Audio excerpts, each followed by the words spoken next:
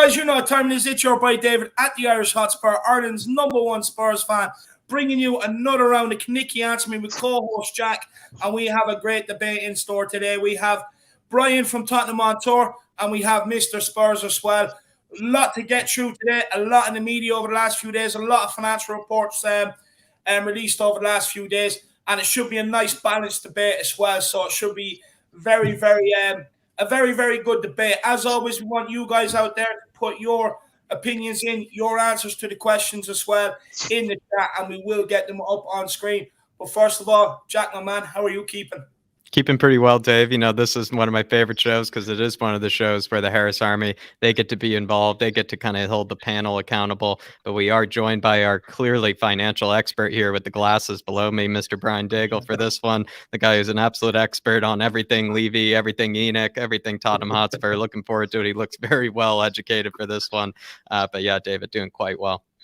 No, it's going to be an absolute fantastic debate. Brian, how are you keeping, my man? First of all, I think it's the first time I've been called a financial expert, so I'm going to run with it and definitely take it, because that I'm not. This is the latter part when it comes to the Levy stuff. Oh, hell yes, I am. It's like in Mastermind, my chosen subject would be Daniel Levy and the fall of Tottenham Hotspur. But yeah, I'm looking very dapper. So just like I say, thankfully got a job interview out of the way and got my priorities sorted to make sure I was on time for the Harris Army and for David and yourself, Jack. And yeah, apart from that, absolutely tickety-boo and raring to go. No, absolutely love it. Absolutely love it. Mr. Spurs, how are you keeping, man? I'm keeping good. Once again, thanks for having me on to be part of this. Going to be very interesting. Yeah, I'm looking forward to it. I'm going to not say much. Just, yeah, let's get started, shall we? It's definitely going to be good. He's an eager beaver. We love that eager beaver. Yeah. But look, before we do get into the questions, let's welcome some of the Harris Army we have in. While aware there's probably still people watching the City and PSG game as we speak, but let's see who we do have. We have Celery Agent, big up Celery Agent. I hope we love him, my man. Chris is in the building. He says, big up, everyone. Smash the like and get your super chats in. Come on, you Spurs. Come on, you Flat Cap Army. Come on, you Harris Army. Big up, Chris, my man. I hope you are keeping well. We have David Raybold, member of the Dave Army. Big yourself up. He says, good evening. Big yourself up. We also have Chris Agambar. He says, evening all. Big up, Chris, my man. I hope you're keeping well, lad. Sean Snow, he says, missing City versus PSG for this. Yeah, screw that, man. We're not in the competition. You know what I mean?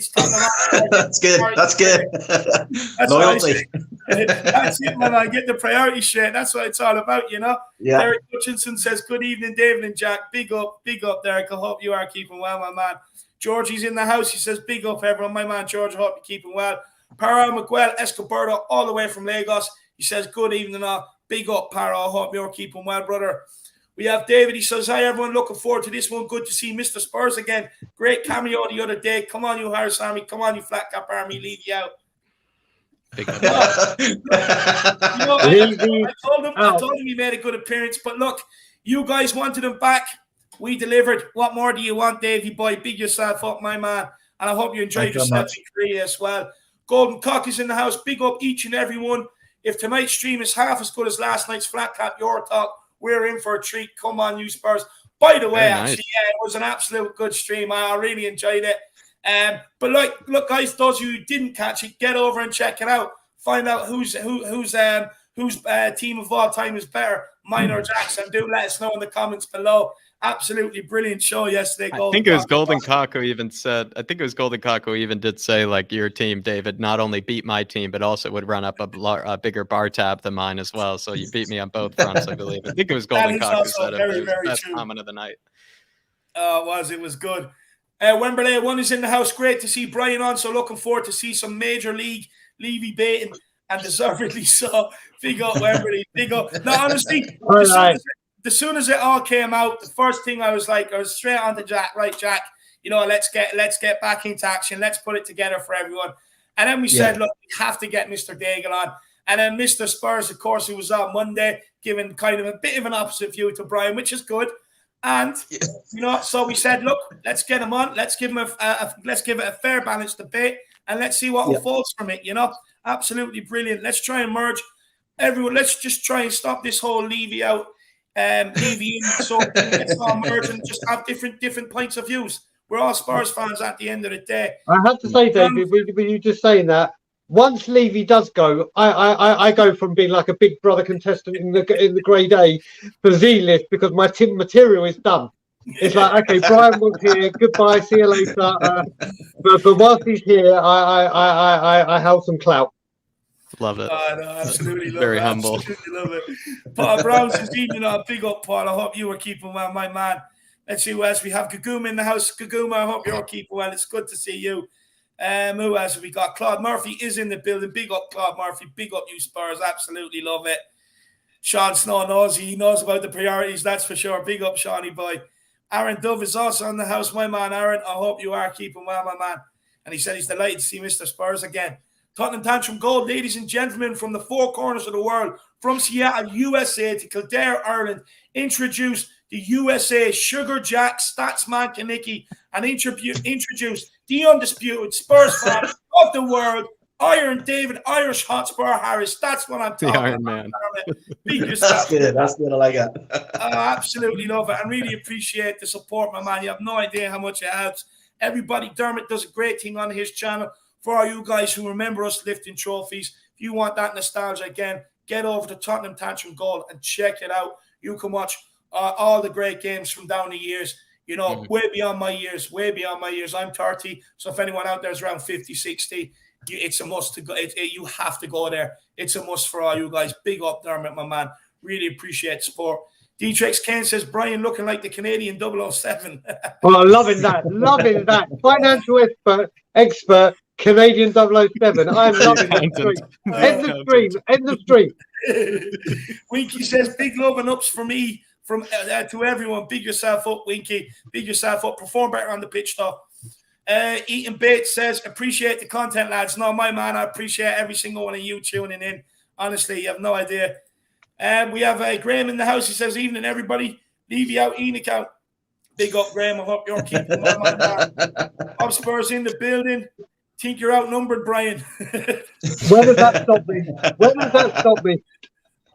Yeah, that's true. He can take them all on at once. He can take them all on at once, like a Pierre Mahoy bear in the midfield. He'll take them all on. He can even have hands tied behind his back. But by Winky, Brian will still take them on. Big up.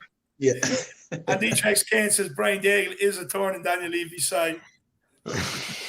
A thorn you can never find. He's Daniel Levy's biggest pain in the ass, and he absolutely enjoys it. That's what I love. That's the 007 in me. That's why he can't find me. Oh, absolutely love it. Absolutely love it. But look, guys, you know, everybody, make sure you do smash that like button. Make sure you absolutely obliterate that subscribe button. The big push to 5K is on, guys. You know, let's see if we can get there for Xmas. Give myself and Jack a nice big Xmas present. And look, why not help support the channel, guys, with a super chat? It is a great way to support the show, you know. And it basically, look, guys, you can skip the queue. Look, you know what I'm like in a buffet or in a bakery. Look, there's one cherry bakewell left. I hear about the couple in front talking about it. They want to go to the park and have a coffee and have a cherry bakewell. Well, I'm putting an end to their romantic day out. I'm paying the baker, get that bad boy in the box, and I'm walking out with it. So basically, guys, what I'm saying is just skip the queue, get your super chat in, and it is a great way to help support the channel. But we do have a lot to get through. We have the scouting system to get through, 400 million spent on players to get through. We have all the financials to get through, and a lot more. But look, Jack, you know, people are saying, shut this Irish man up. So you take it away, my man. Maybe might as well take it away. And we are going to go to Brian first, you know, go to our residential accountant, our 007 in the building. But Brian, financial reports and research have been published by the Swiss Ramble regarding Tottenham Hotspur's owners' investment into our own club. One of those graphs of the many graphs they showed that Tottenham's financing is in fact entirely external, with nothing coming from the owners' pockets themselves. I'm sure you're not surprised by that. But for example, Brian, Man City owners have invested out of their own pockets £837 million, Chelsea £559 million, Aston Villa £434 million, Everton £348 million, Brighton £319 million.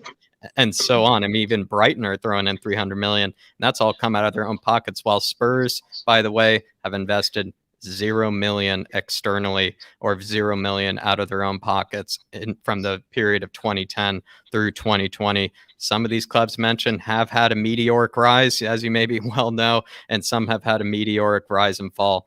Do you feel like, does this show, Brian, that maybe that whole sustainability model is a bit overrated, if not outdated, and can only really take you so far? Well, it completely is. And I'm going to go straight to it as well. Liverpool have tried to do this, and Liverpool do it now. But the way they did it is obviously when they got 150 million for a certain player, they reinvested it in the 2 players that they needed.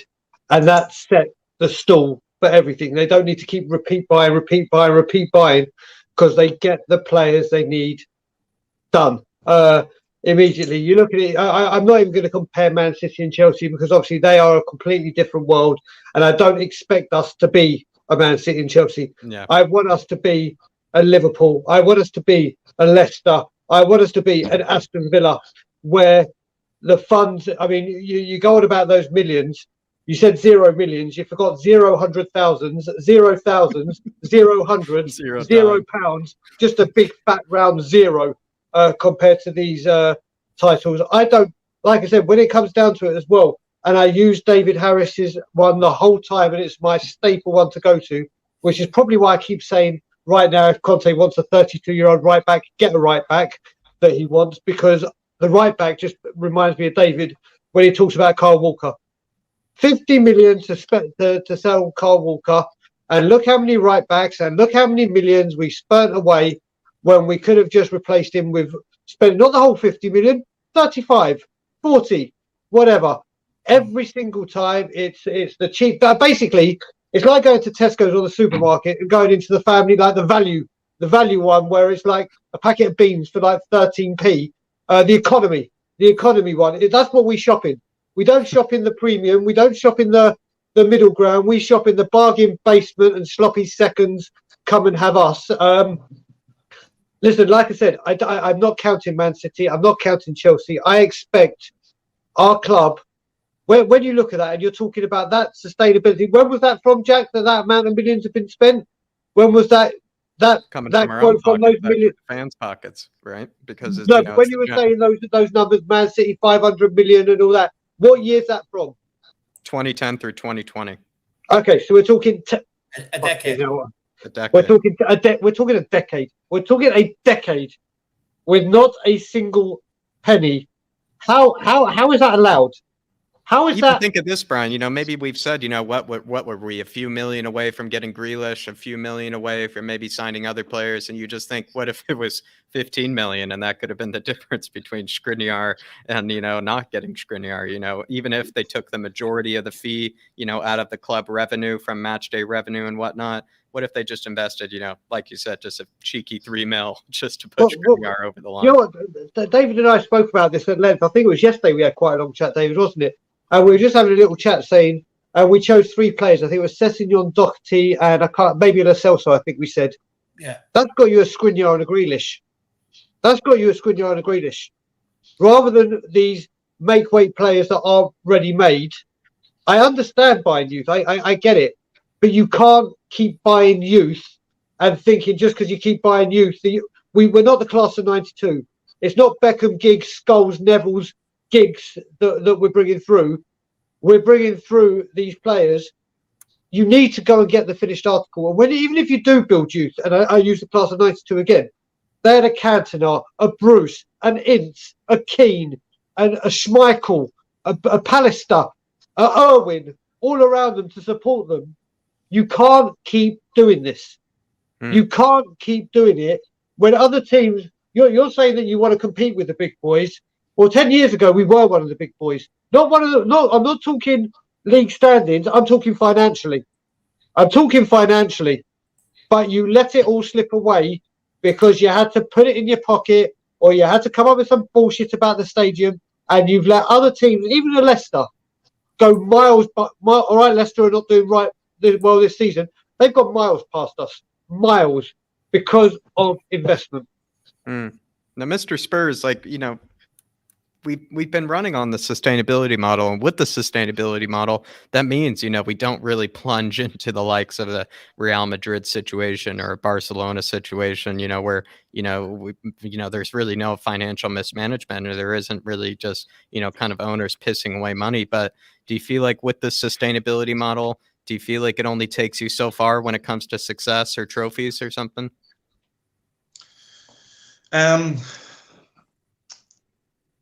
This has been the Spurs way. Even before Daniel Levy took over, I was supporting him through Alan Sugar. It was buy a player in, that player becomes good, sell them on. And what has shown me, because these stats all came out, all this evidence came out, and what I realized was, okay, I can understand it, but Spurs haven't been in real trouble in the last 6 years. And yes, okay, looking at the Man Cities, Chelsea's, Aston Villa, and the owners invested in them, I think Spurs are a big club, yes, but one with regards to winning trophies and titles, they haven't been. And I felt that, if Daniel Levy had bought, say, Spurs, and they were winning titles and winning trophies and they had the best players to where they are now, I think maybe we can be a bit more critical. But where he got Spurs from, they were, lucky. I mean, I remember as a child getting laughed at by Arsenal fans, Liverpool fans, Man United fans at how bad Spurs was. They were almost close to getting relegated. They weren't even playing in Europa. And over the course of the seasons, Daniel Levy took over in 2001.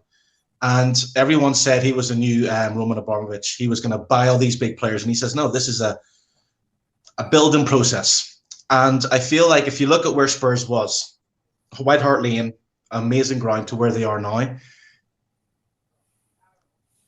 Why, has Joe Levy why is Joe Lewis or Daniel Levy needed to invest? I think if Spurs was winning big, I think they would invest in buying those players in.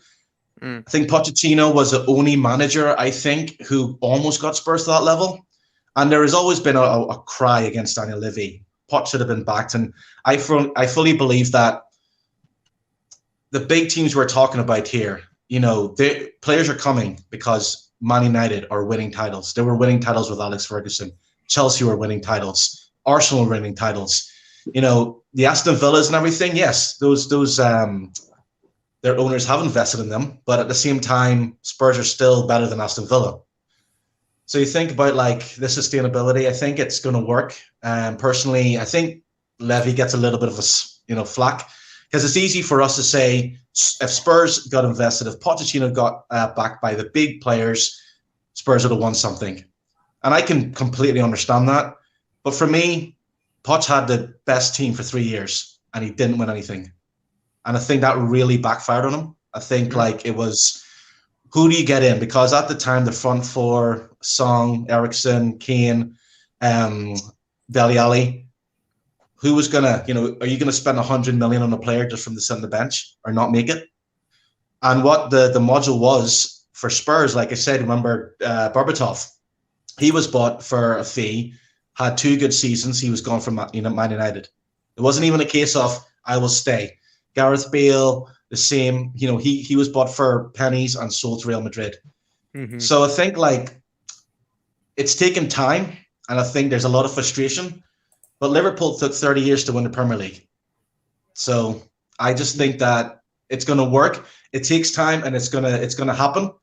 And we've got the manager in place. Now it's getting those players in place, and Daniel Levy has already said he's going to invest. But it's not about, like you said, I would rather Spurs be the way they are than, be where Barcelona is right now, because Barcelona is even worse. Because there is Real Madrid are even worse. The grass is greener sometimes, or not as green on the other side. It's and if we'd have bought those big players, even with Poch, I don't think we would have won anything. I don't think Poch was good enough to win titles.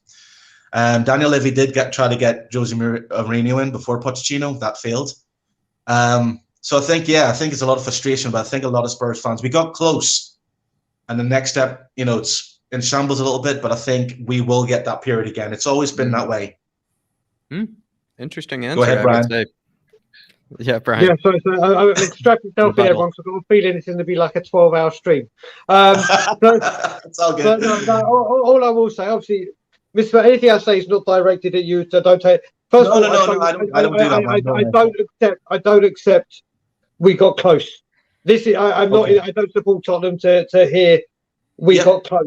When we got close is when we should have pushed. And I'm so happy you mentioned a player. I was going to mention two players, but I'm so happy you mentioned the word Berbatov. Because he sold Berbatov. We can't say that he's not all about money. He sold Berbatov in the same season he sold Kane, and thought the resolution for that on deadline day was, we'll take the money and you give us Fraser Campbell, and because we have a striker, everything is all good. Look, we have a striker. Now, don't get me wrong. At that time, Man U, we couldn't compete with Mac, but to do that on transfer deadline day, whether the player wanted out or not, he did this with Luka Modric. Luka Modric wanted out, and he said, no, especially because it was Chelsea. Then that season, every time we've got close, when we had a team of King, Dawson, Van der Vaart, Bale, Modric, Defoe, Crouch, all he said is, I want Defoe and Cahill. And we know what happened. We got Ryan Nelson and Louis Zaha. And then you look at another time, and it's in Glenn Hill's new book, Playmaker, where he actually talks about it, when he says, when was the moment you knew things were going to go wrong at Tottenham and whatever? He turned around, I said it on your show last week, Jack and David. In his book, he has said, I wanted a strike force of Fernando Morientes and Etu, and this was prime before they hit their stride, which would have cost a grand total in both of them of 12 million combined. And he said, no, because that would have been a 12 million outlay for players he didn't know that would reach no one knew they'd reach that potential, but football managers do that. They see the potential and say, this is what I need to get to the next level. So when people say, we got close, when we had the chance to get when we had the chance to get Tevez and Cahill, we were second in the league. We were absolutely flying. And those two players, no one can tell me that we wouldn't have made a greater push, and not even that season we didn't even qualify for Champions League. That season would have been the season. And then the 18 months without signing anyone, it's just, I understand certain parts when he had to sell players, because obviously we weren't where we were now, as in stature. But come on, it's got to the point now where players going out that have screwed the squad, and players coming in that haven't come that screwed the squad.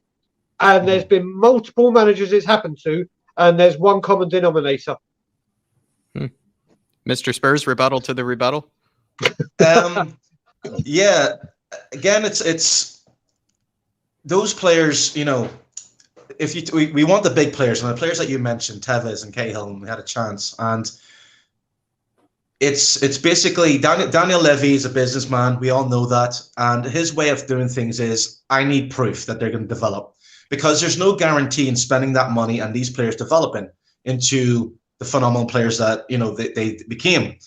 And so even if they did, even if Spurs had bought those players and they became good, Daniel Levy would have just sold them, because at that time, and even now, if Spurs are looking at a big player and that big player's up for transfer, there's Man United, Chelsea, even to a certain extent Arsenal, Man City and Liverpool, who, if they make a bid for that player, and that's just the English teams, not to mention the PSGs or the Real Madrid, that's just the English teams. And if they make a bid for that player will more than likely choose that club. It's just the way it is. Like, there's so many players who went from, going denying Spurs, went to another team. They didn't make it. They got sold on. Now, look at Chelsea. Chelsea has bought big players and got rid of them a season. Kevin De Bruyne, Mo Salah, Ian Robin, and they took a loss. So therefore, Daniel Levy wasn't wanting to do that. And I think that, yes, when I mean that we came close, I don't think that the players that we, I don't think like if Spurs had invested in players, they would have got them to the title. Like I said before, I think Pochettino at that time, when everyone was saying Daniel Levy needed to back him, had the best squad in the Premiership. But the reason why that squad was so good is because the other big teams were still in rebuild mode. And therefore, that Spurs mentality is that, Conte said it perfectly. At Chelsea, you're expected to win a trophy and to win the title. At Spurs, it's a hope. Yeah. And that's always been the way. And if I'm a player, if any of you guys are a professional player and you're playing really well, would you really want to go to Spurs, or would you want to go to Man City? No matter, even in the last 3-4 years, the Leicester, how Leicester won the league and everybody's saying, I mean, come on, that's never going to happen again. That was just something that, all the team came together and, they won. And even for that, I think Spurs have always been the club that are a selling club. As I said, as I was growing up, I was always told, Harry Kane, he was meant to go. First 2 seasons, Man United. He was meant to go to Man United. All Man United fans were telling me, we're going to get Harry Kane. You will see Harry Kane in a Man United shirt because they'll be able to come in with a big wage for Harry Kane, big fee, and they can win trophies. You don't win trophies at Spurs. So I think in order to attract the big players, and I think if ENIC was going to invest in those players, I do believe that if you see Conte win 2 trophies next season or this season, they'll go, right, okay, here you go. Let's see what we can do. But Daniel Levy wants a proven. It's great trying to get that 1 trophy, but I think I'd rather have Spurs wait. They start winning trophies, and every season they win something. That would be far better than win 2 trophies and don't win anything for 5 more years. And then the same thing comes over and over again. And again, Spurs have always said they believe in youth. They invested in the youth. And I'd say the problem is maybe that the youth hasn't been fully brought through. But even Pochettino at the time, when he was asked, he was saying, young players, Harry Kane, Harry Winks, don't know what happened to him, but, Oliver Skipp, Marquise Edwards. So Pochettino was always saying, we've got this amazing young squad that I'm going to bring through. And he never brought through. And I do, as I said before, I think we are, as Spurs fans, yes, you want to look at Levy and say it's his fault. But I think, only time will tell. And I think if Levy was to sell Spurs, you'd see something completely different. He's waiting on a Liverpool revolution. David, maybe we can answer the super chat together, and then I can get, your thoughts on this question, Dave. David here, the member of the David Army, says, why does Levy always go for the cheap options that cost us? How difficult is it to see investing out of your own pocket will eventually pay off? I mean, Dave, do you agree with your fellow David here? Yeah, no, I do. And look, I'm going to I'll just tie my answer into David's super chat because it kind of does tie into it. Look, it does tie in. The thing is, when you look at what the owners have put in, we put in 0. Now, Burnley have put in, I think Norwich have put in 2 million. Their owners have actually put in just 2 million over the last decade out of their own pockets. Burnley 5. Now, that's the level we're at. And over the last couple of seasons, you can see slowly we are going down to that level if we keep progressing on this route. Now, you look at the other extreme elements, City, Chelsea, and teams like that. Of course, look, I'm not asking anyone to go and invest any of that their hard-earned money of that amount into the club. But what I'm saying is like when we were rising to the very top of the game, Liverpool were going through a rebuild, Chelsea were going through rebuilds, City were going through a bit of a rebuild, United as well, and stuff like that. So that's when you're talking about Levy and ENIC identifying, well, hang on here. We can suddenly get ahead of the game. Now, Mr. Spurs says we have had a great squad. I disagree with that. We had a good first 11 and maybe 1 or 2 to come off the bench. But outside of that, now, if they would have put in 50, 60, 70 million out of their own pockets, which probably would have sufficed at the time, you're talking about getting in that two extra bodies, 3 extra bodies that will help that team get over the line and give you that success. And you can build on it from there. Now, the thing is, it doesn't have to be to the extreme elements, and it doesn't have to be to where they are now. We're put in 0. There can be a little bit in between. We spent 3 transfer windows not buying anybody because of the stadium and all this sort of crack. Now, why couldn't they put their own money in, considering all the money that they've got for the stadium is from a loan and it's in Tottenham's name? Why can't they reach into their pocket and help the squad? That would have been the best time. Now, before we got Conte, they were pining for Pochettino to come back because they knew they made a mistake. So if they would have just learned their lessons in the first time, we wouldn't have had to maybe go through as much of the rebuild as we've had to endure the last two seasons. But yeah, it's just about look, you look at the self-sustainability chart, it doesn't bode well for us. It doesn't, because you're competing with Norwich, Burnleys and teams like that. Now, you look at the teams that have put in money. Brighton, new stadium, they're in the Premier League, and they're comfortably, I'd say, comfortably in the Premier League now. You look at Everton, they've managed to maintain being in the Premier League in the top half. You look at Aston Villa, look how far they've climbed over the last 10 years. You look at Chelsea and City, the success that's brought them. You look at Leicester City, it's won them a league, it's won them an FA Cup, and now they're up there challenging for top 4 consistently. So the evidence on that chart is basically saying, like, you look at Liverpool, they're a bit in between. They are in between the extreme and where we are. Now, if we'd done Liverpool's level, who knows, we could have won a league title, the Champions League, an FA Cup or a League Cup by now, or even all of them, and had picked them up along the way. So what I'm not sitting here going, give me 600 million of your hard-earned money, put it into my football club. All I'm asking for is, at times of need, do it. Then you look at the staff they wanted to furlough over the coronavirus. Now, why couldn't they dip their hands into their pockets, considering they've made enough from the club, and pay them staff through a pandemic, rather than look to furlough them? And they didn't get away with it because, it gained national media attention, and that's why they didn't get away with it. But like, all we're asking for is just, in times of need, just put the money in. Don't leave us sitting there 3 transfer windows without players and everything else. Because at the end of the day, Jack, look, when these guys sell the club, right, they're selling it in a position where all the infrastructure that they've built and all the debt they've accumulated and all the infrastructure they've built is in Tottenham's name, and all the money that does paid for the infrastructure has come from Tottenham, all the money that we've made through revenues. But when they go to sell the club, right, but by building that infrastructure, by building this new Levy land, the stadium, the training complex and everything, when they sell the club, they're not selling it for millions like they bought it for. They're selling it for billions and billions and billions. So in hindsight, what they're actually going to end up doing is they will sell this club, make a massive, massive profit, right? make generational wealth, okay, without actually having to put a penny in themselves. Now, like, I wouldn't mind them doing that if at the times when we needed them to put the money in, they put the money in, but they haven't. Zero. And by looking by the last couple of seasons, when they failed to sign over the 3 last transfer windows, we've declined at a rapid pace.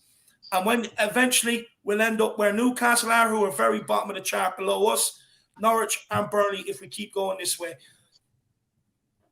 Very well said, David. Just want to answer the fellow David here really quickly. Then we move on to Bob Spurs chat as well. Why have Levy gone for the cheaper options? If you think about it, if you're trying to run it sustainably, if you're basically only using whatever funds of revenue that you're working with, and you're not working with your own purse or your own budget, probably can only afford what I guess you can afford if you're only taking it off of the back of the club's, kind of debts and back of the club's, revenue. And then also, I do feel like if you do invest out of your own pocket, like David was saying, in the right moments, maybe when we're building the stadium, when there isn't a lot of money available, maybe that is the right time to dip into your own purse. You don't have to dip into your own purse every season. You certainly don't have to break the bank for it, but you need to choose wisely, I think, when to dip into your own purse. It's a fantastic comment, David, and I just want to big yourself up, my man. Honestly, great super chat. So just one thing, just want a very, very quick thing in comment. This will kind of put it into perspective. I came to London recently, as everyone knows, it's well documented. I went to Tottenham to the game 3 times. I have spent more travelling to Tottenham in the 6 or 7 weeks I was in London than money he has put into the club. Get your heads around that.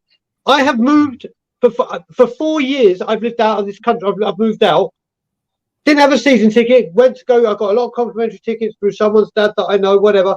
But I have spent more travelling to the ground in the 7 weeks I was there than he has spent on the team in a decade. It's quite damning in that regard. Yeah, Dave. Yeah, sorry, just quickly, may I add, just to round off my point is, what was it? I forget now. Maybe I'll remind you when True Sets Free saying legends working harder for Spurs than Winky ever does. I mean, Winky has just sat back and just accept the paychecks. He's just sat back and enjoyed the paychecks, but big yourself up. True Sets Free.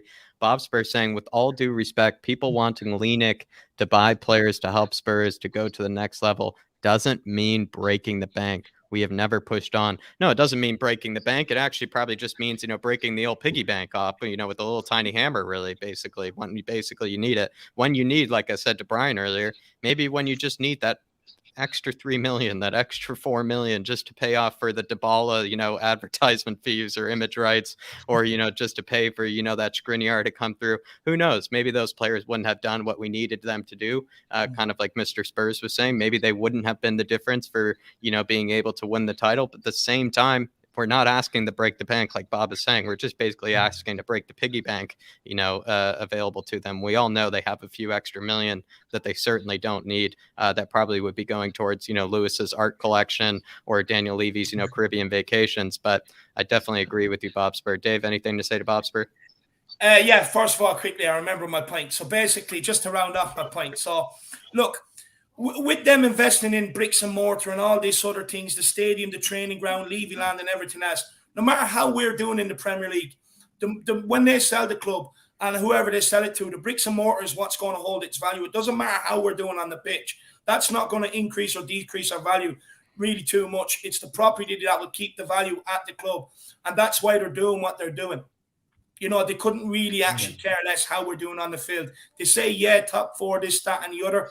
But you look over the last couple of years, the evidence isn't there that they really do want top four, because they know the bricks and mortar will always hold its value. What we do on the pitch doesn't. Interesting, Dave. And then, what do you feel like, Dave? Basically, are we just asking, just to break the piggy bank instead of, really breaking the bank? Yeah, but that's the thing. Yeah, that is what I'm saying. Like, we're not asking them to go to extraordinary lengths and dump their kids' investment fund into the club. You know what I mean? What we're asking them to do is just at times over them 3 transfer windows, just put a bit of money in, 50, 60, 70 million here and there, just to help us out. By match, look, if we were winning trophies and we were challenging for trophies again, I don't think as many people would be pissed off at them. But what ENIC have to understand, like, people tell me I have to understand they're an investment fund, but they also have to understand we're a fucking football club first and foremost. What they chose to buy, which is a football club. So maintain the football side of things and do all the training ground and the bricks and mortar that you want, that when you sell this club, you're going to make the profit. Over the other side, I could not care, but maintain what's on the football pitch and then do all that. I could not give a crap if we're doing well on the field and you're doing that. But it's when you see such a rapid decline like we have over, and it's been even before Poch left, because it was the transfer windows leading up to that and everything else that has put us in this position of decline, and they've done absolutely nothing to stop it. Interesting. And so, Bob Spur, hopefully, I completely agree. Really, it doesn't mean breaking open the Levy vault. Really, it really doesn't. Really, just means just going to the cashier teller, just asking for an extra, cheeky 3 mil, which for us is basically just asking for an extra 20 pounds when you think about it. Faz Radfar basically saying wrong, get results to buy, correct, buy to get the results. Interesting.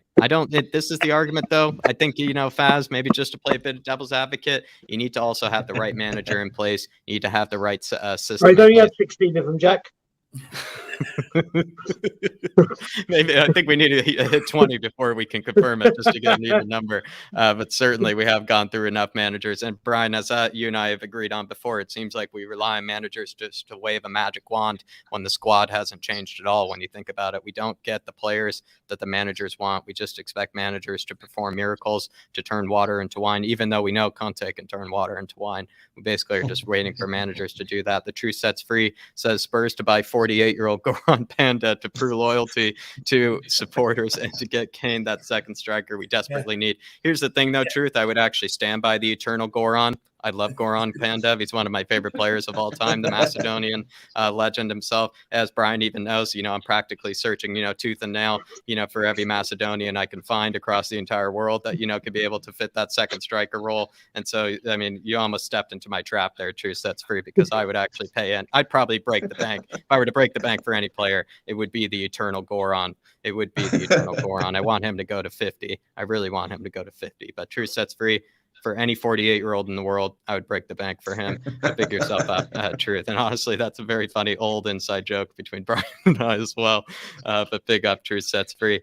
Going to Mr. Spurs here on the next question, everybody. It is basically more or less, still related to somewhat of the same topic, but we're going to start diving into the debt a bit here. Basically, Spurs owe £853.8 million in total debts and loans taken out in the club's name, which is putting us very much like near the the area of kind of Real Madrid and Barcelona owe in debts. However, I would say, Mr. Spurs, in contrast to Barcelona and Real, our debts were not accrued to financial mismanagement. It wasn't having to do with spending 170 million on a Coutinho that never ended up playing. Didn't have to do with spending 400 million on a Lego Bale, Antoine Griezmann and things like that. But in fact, it was almost nearly the opposite when you think about it. But the entirety of this figure is actually owed by 2051. Only, I think, 1.4 million of it is owed next season. Considering that we just discussed how the owners have not invested a dime of their own money into the club, how comfortable, though, are you with this fact that all this money is still owed in the club's name and not ENIC's? I'm comfortable, I think. Yeah. Again, the reason why is because, it's in the club's name, and it's not like that figures came out and there's no evidence to show where the money's gone. It's gone to a brand new stadium, and the Tottenham Hotspur Stadium is not just going to be a football stadium. It has hotels. It's going to be concerts. They have the NFL complex. Yeah. It's just a massive, massive complex, and eventually that debt will be made up. If ENIC hasn't, if ENIC had, I think I said it right, is it ENIC? If they had invest, like you guys or majority of Spurs fans are saying, if they had invest that amount of money, then we'd all owe it to them. So therefore, if they haven't invest, then they shouldn't be in debt. So it kind of makes sense to me. I understand that, a lot of Spurs fans, again, will be saying, it's not right. But again, the stadium, the training, the TV, how Spurs have became almost like, the same size as Man City or when it comes to marketing rights, and they're continuing to grow. I think that Spurs debt will be paid off. So, I'm not too bothered by it. And I think it's not going to be something that's going to get Spurs in a massive amount of trouble. And if Daniel Levy or ENIC manage to sell Tottenham Hotspur away, that's going to be for a lot. So whoever they sell it for, that's probably going to wipe the debt off completely. And you have to also remember, it's an interesting point. Like if it were in their name, that would probably even mean, which is scary to think about, even less investment than we've already had, because they would want to invest even more. Whereas now all the money that they theoretically could invest into the squad comes out of their pockets. And before it was coming out of the club's pockets. And now that they have all this money in the club's name, if they needed to, like we said and continue to say, pay that extra $6 million just to get that player through, it's not coming out of our accounts. Hopefully it's coming out of, their own pockets, which maybe is a better scenario, which is a scary thing to say, but it is a better scenario. Yeah. I mean, it's if ENIC does sell it, if they do sell to an oil merchant or, someone in Abu Dhabi, then that debt, like I said, is going to be paid off. ENIC's going to go away all happy.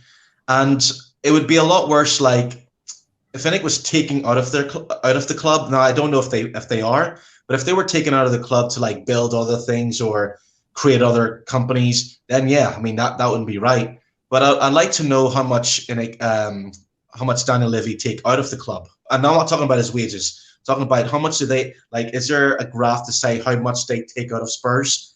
Because what they say the module is, and this is, again, from 2001, that every money that Spurs makes would go back into the club. And that's what they've kind of done. Now, yes, I think I was listening to one of your podcasts or one of your YouTube streams, said it was $7 million Daniel Levy paid himself or something over the pandemic. Again, maybe, I don't know. But if he did do, because we all have to remember as well that Daniel Levy's a front man. Joe Lewis is the real owner. Oh, yeah. He's the real owner. I'm sure Daniel Levy has gone to Joe Lewis and says, listen, do you want to do this? And he's went, no. He's rich. He's a multi-billionaire. He has so much change. So therefore, he looks at Spurs as a club to have, to own. And, as I said before, like, Spurs have come a long way when it comes to the marketing and the stadiums and the training facilities. And there's not every manager who's gone to Tottenham Hotspur, the Jose Mourinho, Nuno, and Conte said how amazing it is. It's state of the art. Now it's about transforming how good that stadium is with the players onto the pitch. And I've said before, I did some research in the last 3 years transfer, and I think this is coming up in the questions. Like 292 million was spent on transfers, and I think a lot of Spurs fans talk about that season that Spurs didn't buy anyone, but Spurs didn't sell anyone. And that's a big thing as well. What people don't realize is that in the last 3-4 years, Spurs have had a big issue selling players. I mean, look at Sissoko. Yeah. We only got rid of him last season for nothing. But you know what, Mr. Spurs, quickly, do you not think that's their issue, though? Because it's their recruitment that led to them not being able to sell the players because they were just crap. The recruitment was poor. They were crap, David. Daniel Levy put the price way too high. Put the price way too high. You're not going to buy a player. When they're mentioning, I'm just going to pick this one first out of that, Harry Winks, 40 million. He wanted 30 million for Sissoko. That's what we paid for him. You're not going to get him. The players aren't going to come. But then when we don't get to the finals, what we do is we say, hey, we couldn't get the job done. But rather than realizing you're a piece of shit and you can't get the job done, let's give you a new contract and plunge more money into you. So then we don't have to go and buy the real ones. And I'll now wait my turn to go. No, it's all good. I can understand what you're saying. That Winksy fee, like 30 million, could be seen as high. But can you really say that Jake Grealish is worth 100 million? When Spurs go to clubs, and I've always thought this, like when Spurs go to clubs, those clubs know that they want to get the most money. And I think, I could be mistaken, but the Bruno Fernandes said he was ready to sign. He was ready to get on a plane to come to Spurs.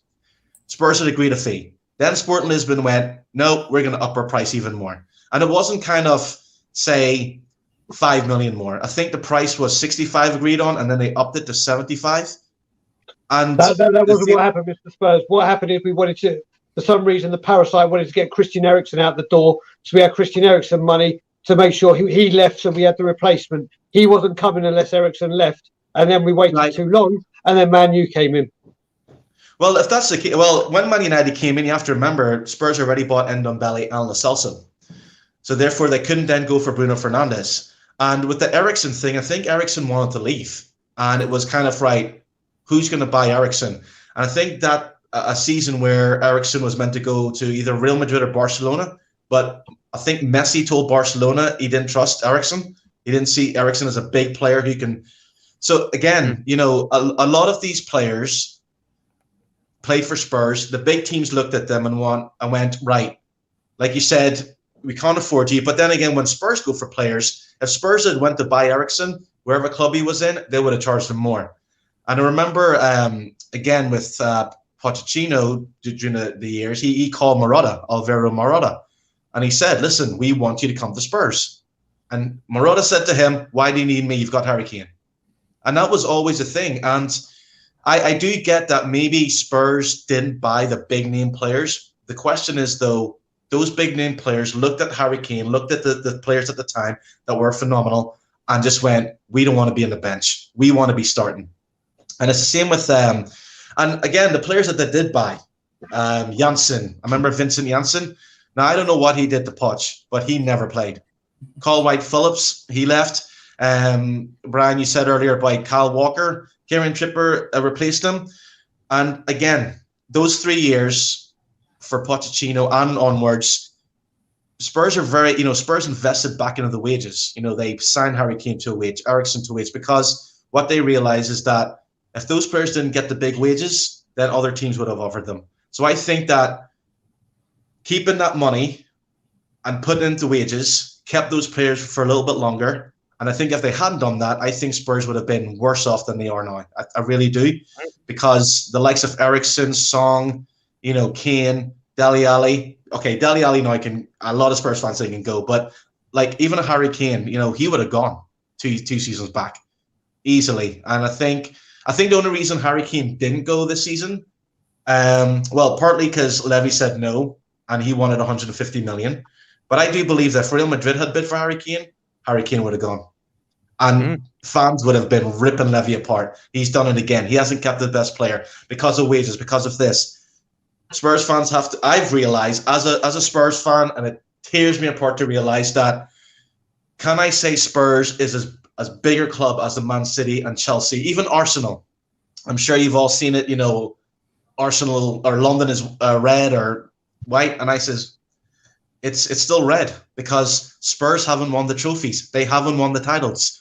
And they've came close. And until they start winning, even the FA Cup, even the League Cup, even if they got a momentum winning, then players are looking at that club and going, they have an amazing stadium, good manager, and they're going to win me a trophy. And that's what every single big player wants. Unfortunately, they haven't done that. So the likes of Ndombele is going to get signed. The likes of Lo Celso is going to get signed, progress. And if those players can all bond together, and if they all determine to win titles and win trophies, then in 3 years' time, we're talking about completely different Spurs. So that's my take on that. It's very optimistic hope. I certainly, we played the long game, and you could definitely prove us wrong. But just quickly before I get to Brian, the Truth Sets Free saying that like button ratio rate, leaving us wanting, smash it, absolutely smash it. Give it a big old Levy bald-headed forehead onto the big red button there. But Ben, I believe our Spanish correspondent, Ben, B filmmaker, is saying, do you guys sleep? Still can't believe we have Conte. No, I still can't believe we got the second coming of Christ. The second coming of Christ has come into Spurs. I'm definitely sleepless. I am in Seattle at the moment, so definitely is, with the time change as well, definitely a bit more sleepless, but big yourself up, be filmmaker. Brian, how comfortable are you? Oh, Guguma, I don't have let me check the phone just so I can see I can check what the super sticker is. I do always like to take a look at it. Just apologies to everybody. Let me bear with David and I. It is, I believe it's the Fox, Dave, with the hearts going up and down. The Hearts Fox. Really appreciate you, Guguma. It's actually, I would say, it's probably my second favorite of the ones. It's probably my second favorite, Guguma, but really appreciate you. And thank you very much for helping us out. No, big up, Guguma. I do want to say, everybody, make sure you absolutely obliterate that like button. It's only at 49. It's free. It's a massive help to the YouTube algorithm. Absolutely obliterate it. Come on, guys. Get that likes up. The Harris Army. Come on, you're better than this. They certainly are. They certainly are. But Brian Daigle, how comfortable are you with this huge amount of debt being in Spurs' name instead of ENIC's? And would you prefer it to be in ENIC's name? And even maybe also a bit of maybe can start on the easier part. What are the implications of this debt being in Spurs' name instead of ENIC's? So first of all, I just want to address one thing which Mr. Spurs just said about the Harry Kane and how Levy should get some praise from it. He deserves absolutely no praise. If I come to your house and say I bid £5,000 for your house, are you going to go, oh yeah, I'm going to do it? No, because you did not offer the market value. Mark my words, if a £150 million bid had come in for Harry Kane, your price, bloody hell, well, there's me to around 40 million. I'll bid by 90. If 150 million had come in for Kane, Daniel Levy would have bent over like he does for Real Madrid and go, there you go, take it. Because that's what he does. He got offered half his market value with shitty tactics from Man City, which Bob Spur will always talk about. They handled it very, very badly, made Kane look an idiot, in all honesty, but they came and offered half the market value. So if I came to all of your houses and said, right, your house is worth, let's say, 800,000, I go, right, 400,000. You're not going to go, oh, yeah, that's a great deal. I'm going to take it. That works for me. So there's that. When it comes to the debt, what people have got to realise with this financial wizard that has got us this debt, and I was speaking to David about this before, every single penny of debt is in the name of our beloved football club, Tottenham Hotspur. Mm-hmm. The property all around that they're buying is in the name of ENIC and Tavistock. There is no debt there. They sell the club whenever it be, when we're in debt or not in debt. The new owners get the stadium and all the debt and all the glory with that. They've got nothing on the property. Absolutely nothing. It's all them. And there is no debt there whatsoever. So make of that what you think with their kind of the way they deal with things. Sean Snow mentioned it as well. Right now with this debt, 850, whatever the popsy number is, Tottenham Hotspur are 139 years old right now, about to enter a milestone year in 2022, 140 years. I've been going to Spurs for over 30 years with my dad, and there's people in this like Graham who's been going for a hell of a long time. Can I tell you what I can guarantee? I've never heard a single Tottenham fan or away fan say, "Oh, I wish there was a hotel here." I can guarantee you, believe me, if you're going to spend the night anywhere, you're not spending it in Tottenham. You're not going, "Oh, let's go to this 5-star because it's like being in Vegas or something." It is not a nice area. Let's face it. There's people that live there, but it is known for being a crime hotspot, and there is crime there. Don't get it. My mum was born in Tottenham. We all love Tottenham, but the area is not exactly corporate hotel material. Why not delay building that hotel because it's such a big necessity, because it's so much in demand, and say, do you know what? Let's put that money either A, towards the debt, or B, towards some transfers. But most importantly, towards the debt. You look at people like you were talking before, and I use this thing as well.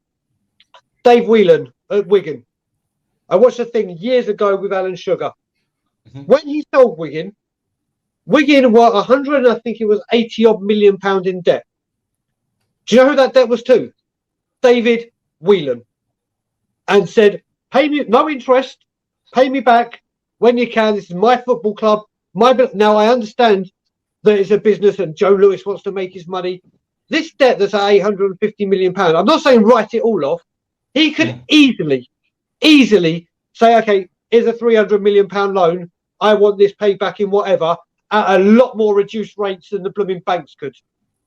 This guy has a £1 billion art collection, Joe Lewis. £1 billion just in art. Forget his boats and his properties that he owns. He could put something up as collateral or even finance a loan at lower interest to help the squad, help the club. But no, we have to do these debts. So we'll be debt free in 2,365 or something like that, and then we'll probably ring fence it again. Come on, people, wake up! What do we need a hotel? Is a hotel the be all and end all right now? Is building? No, it's not. So when people talk about this goddamn debt, remember, most importantly, debt, Tottenham Hotspur's name, all the property around it, ENIC and Tavistock, no debt. I would say, though, Disneyland built their hotel, in a pretty bad neighborhood as well, and so maybe just in our case, though, we might be able to, in that hotel, it might have games, like Pin the Tail on the Winky. We get Harry Kane mascots, walking around the hotel and whatnot. I would say, at least for Disneyland and for Disney World, it worked out. It did work out, but completely agree, Brian. Yeah, David, you were going to say something, though? Saw your hand. Yeah, no, I was just going to say, look, in hindsight, you look at the debt, the way it's structured, it's structured up until like 2051 or 2052. In terms of low interest rates on the repayment, it's very, very small. In hindsight, all great things. Now, over the pandemic, what if the banks came looking for that money? They could just walk away and they're unscathed. They still have their money. But our club will crumble. If in future the banks come looking for the money and Tottenham don't have it, well, it's the club that goes to the wall, not Lewis and ENIC. Now, look, even if they sell the club and another chairman comes in, there's going to be no guarantee that he's going to be able to have the money to pay the loans if Tottenham get in trouble. There's no guarantee. So none of it's on them whatsoever. Like, they're loaning up to the hilt in Tottenham's name. And none of it's attached to them. Not a single penny of it. So no wonder why you're seeing the mismanagement in transfers, the mismanagement in hiring and firing managers, because they don't care. It's not affecting their pockets. You know what I mean? Yeah, it's absolutely ridiculous. Like, don't get me wrong. If you're a businessman looking at, I mean, you're absolutely wanking yourself off, Jack. It's the best thing. It's the best business model you can absolutely ever wish for. It really is, you know, self-sustainable. Now, look, maybe in another 30, 40 years, if the club keeps going this way, you could say, yeah, there is potential for us to potentially be a superpower in Europe. But like, this model takes time. It doesn't generate success overnight. But the thing is, what annoys me is it's all the times they've missed the boat. After Champions League final, your stock is highest. When all the top four, say traditional top 4 or 5 clubs, were all going through a rebuilding phase, that was the time to do it. That was the time to put the money in. But the loans they concern me, because the banks can come calling for that anytime they want. Anytime they want. If they get into trouble, they're going to start calling their loans. You know, you think Levy and ENIC are going to stump up the cash to pay for it? And the reason why we won't be able to pay for it is because our money is tied up in bricks and mortar. So you won't be able to pay that if the banks do come looking for it. Look, I'm a bit dubious on it. Like, realistically, will the banks come looking for it when they know Tottenham are kind of good for it? Probably not. But there's always that risk associated to it. You don't know what way the world's going to go in 10 years. You don't know the full effect that the pandemic's going to have on, like, yeah, okay, maybe it's affected football a little, it's affected Tottenham a slight bit, but like, you don't know coming out what the banks are going to be like, what everything else is going to be like, and the knock-on effect, and if people come looking for that money early. I will say, though, I mean, I would pay £10 to play pin the tail on the Winky at Levy Land. I probably would pay that £10, but Cuba99 here. Yeah, I mean, me and probably a lot of maybe the foreign fans are probably a bit of suckers, you know, for that, I would say. But Cuba99 here is saying, just finished a meeting on Tottenham Tantrum Gold with Dermot rattling on about some Ireland match from 13-12 and Phil boring my other ear off. If you got Alex's number, or we'll end up having to ask you as a guest. Cheers, pal. Cuba, really appreciate the big one. And also, we definitely, you know, I'll ask Alex Davies if it's all right if I pass on his number. I know he sometimes, you know, he's probably getting a bit sick of David or I, so maybe he would enjoy talking to you more than maybe David and I at this rate, because I keep trying to trigger Alex every day and he can't even be bothered anymore. He really can't, but really appreciate it. And also, everybody, if you want to see more Cuba99, head on over to Tottenham Tantrum Gold, because he will be educating you on all the times when Spurs were in their glory days, when Spurs were at their highest, when Spurs were maybe the club that we all know that they should be. So head on over to Tottenham Tantrum Gold. And Kuva, thank you very much for the big one, my man. Tottenham Tantrum Gold, just as I was saying, says, big up, guys. Great stream. Big up, Mr. Spurs. Happy Thanksgiving Day tomorrow, brother. Levy and ENIC, don't give a shit about Spurs or the fans. Hashtag Levy out. Hashtag ENIC out. Spurs was built for the fans.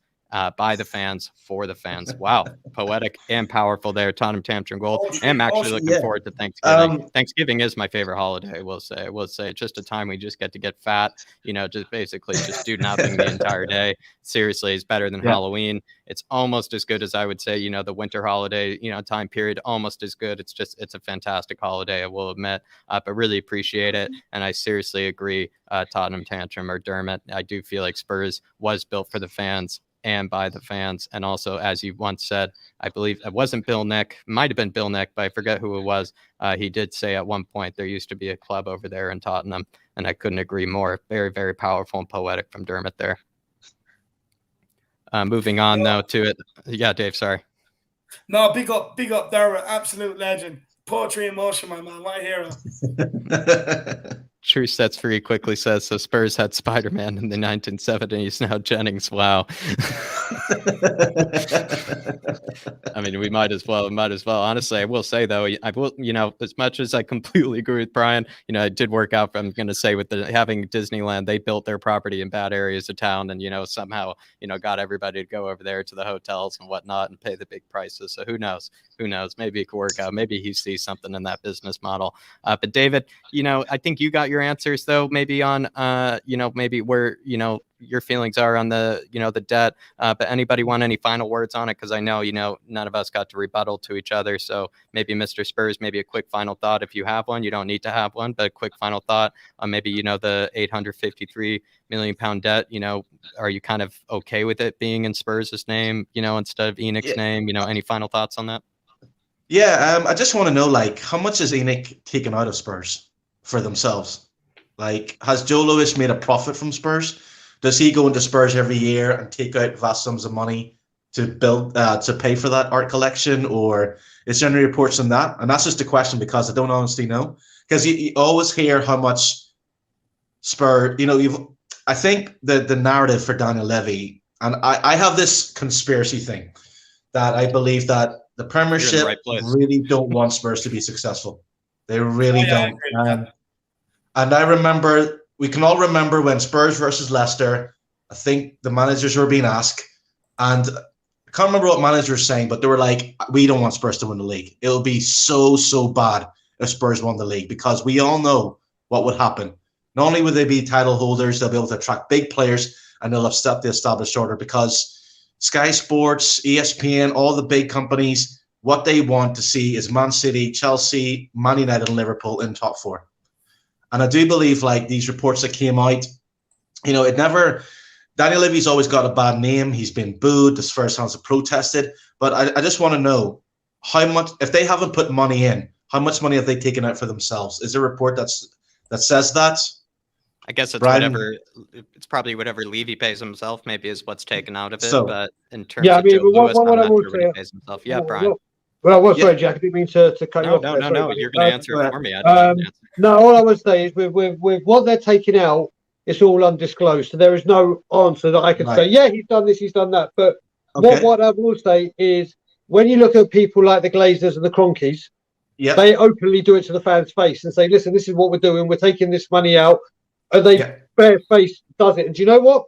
I kind of admire the fact that they do it. And listen, they do it and they protest like a United, and they protest against the Super League. They know what the Glazers are doing. They're taking money, using it as a cash cow like Cronky.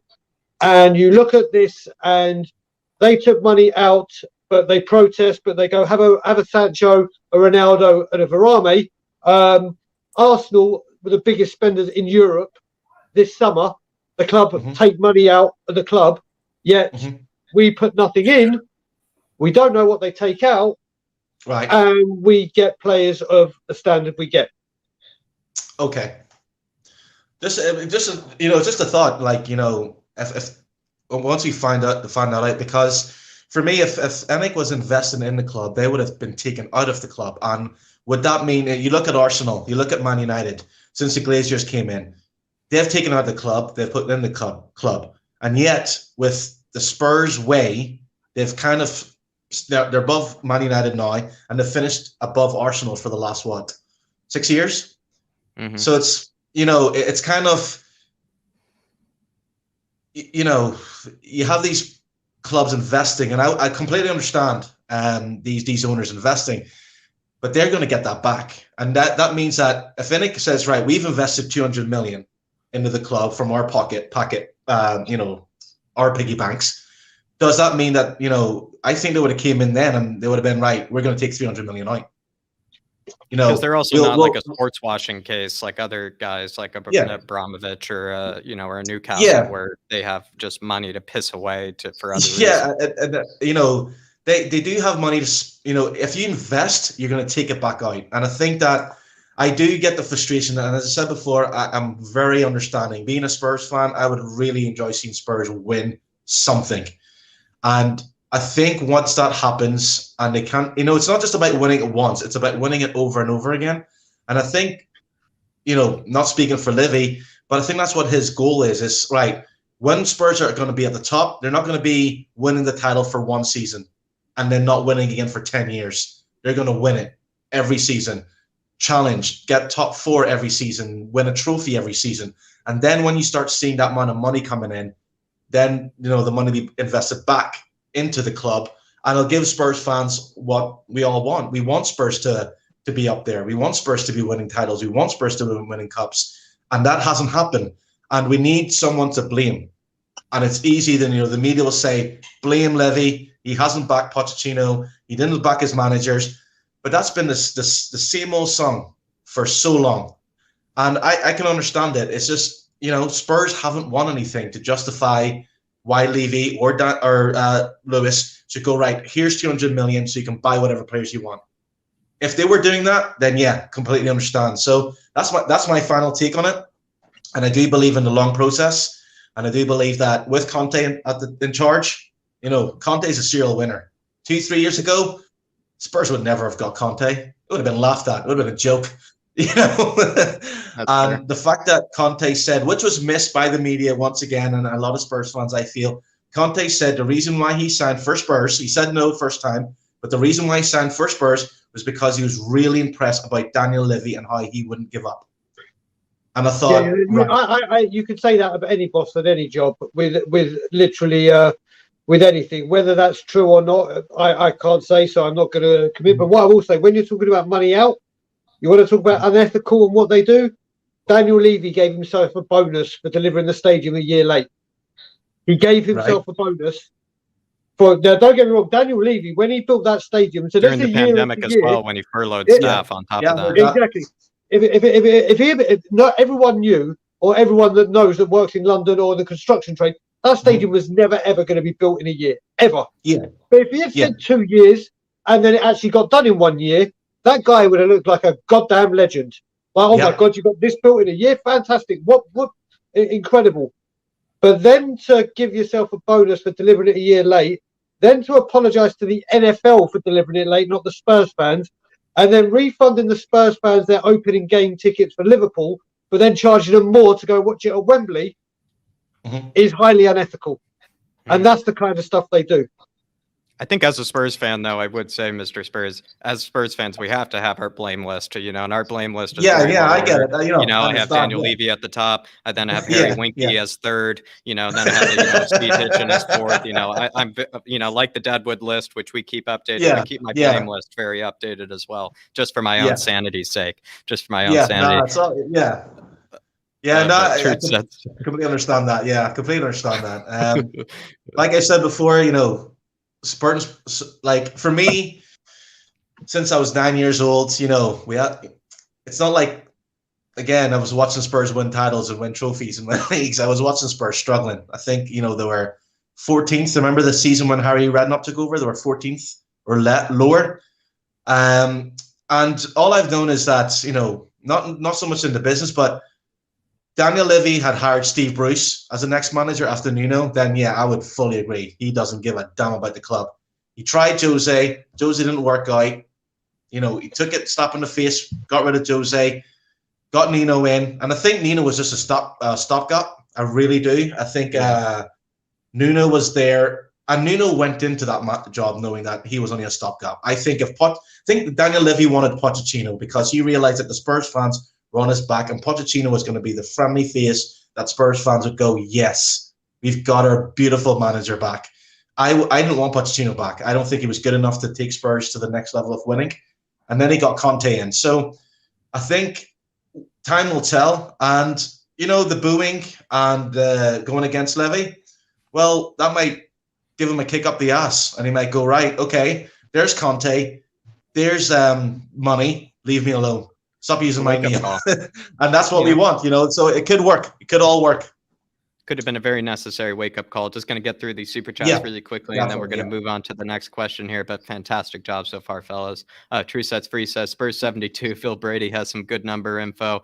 Definitely he does, I would say. Phil Brady definitely knows his stats. He definitely has got everything accounted for, David, unless I'm missing the meaning of this. Oh, yeah, he was just saying that Philip Brady, last time he was on, he had great numbers as well. That's right. That's right. He came in with all the data. Before we do move on to the next question after Super Chats, Jack, I just want to have a quick say and then we move on. No problem, Dave. Thanks for letting me know. Brian, the club has its own brewery in Europe's longest bar. Don't you think it's time to just let go and enjoy tasty fine courtesy of this So I know what Cooper's doing here because we've been chatting a lot, and he's trying to get that advice from me because I know he feels the same as me.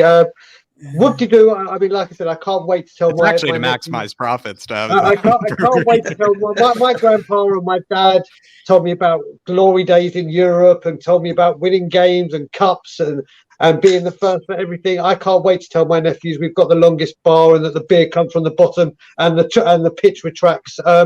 As for enjoying a tasty pint, being a recovering alcoholic of 13 and a half years, I certainly won't be giving the satisfaction to leave you having a drink in there. And also, people will vouch for it. When I was in the ground, people would buy me Pepsis because I refused to even buy a drink in there. I refused to spend a penny. So, and it will stay that way till he goes. Just quickly, and I can't believe I'm a bit slow. I'm a bit slow sometimes, but I just realized why it's actually fill from the bottom is because there's so much actually lost beer from when you do fill it from the top. And so that is like, again, the guy just thinks about everything. Every single penny that he loses, he's concerned about. It's really just actually because you think about there is a profit margin, that he is trying to hit, which is, he has to hit. And that brewery is certainly the case. So I will say, again, Daniel, you somehow amaze me every time. You amaze me every time. Cuba 99, I will definitely be seeing you there. I'll be seeing you there, Kuba, and I'll be giving a fill up the bottom from me myself. I'll be happy to get you on, my friend. I'll be happy to get you on. But pick up, Kuba, as always. Thank you for the support. Spurs 72 saying evening, Jack, David, Brian Daigle, Mr. Spurs. Big ups the chat. Great panel, you guys. You have very informative guys here. I love it. Enjoy Thanksgiving tomorrow. And as always, come on, you Spurs. Sir, Spurs 72, just want to say thank you very much for the support. Thank you for all the donations that you continue to give. Thank you for also bigging up the panel. Thank you for bigging up the chat. You're just sending absolute vibes right now. You're sending absolute vibes. But anything to say to Spurs 72, Dave? He's a true legend. No, just that you're a legend, my man, and make sure you enjoy Thanksgiving, my man. Make sure you have a nice, good dinner as well. And look, we try to bring informative people on. There's no point having these debates if people don't know what they're talking about, So we try to get the very best people for the job. No, and we also do try to get people from different opinions as well, so we don't just create some, lovely, little echo chamber, I would say as well. But, especially Spurs 72, I would say enjoy yourself, have a bit of the cranberry sauce on me. Don't let, maybe I would say the cranberry sauce probably wasn't banned in the clubhouse, so you definitely could enjoy the cranberry sauce with your turkey. I'm pretty sure it's not too much, starch or something that Mr. Conte is worried about. But if you see someone knocking on your door at Thanksgiving, might be a Conte trying to take all that ketchup and cranberry sauce away from you. But big ups for 72, absolute legend. Tottenham Tantrum Gold saying Levy and ENIC have never cared about the club. Fans, the house, Bill, ENIC have torn down. But 40 years of being a Spurs fan, I be Spurs till I die.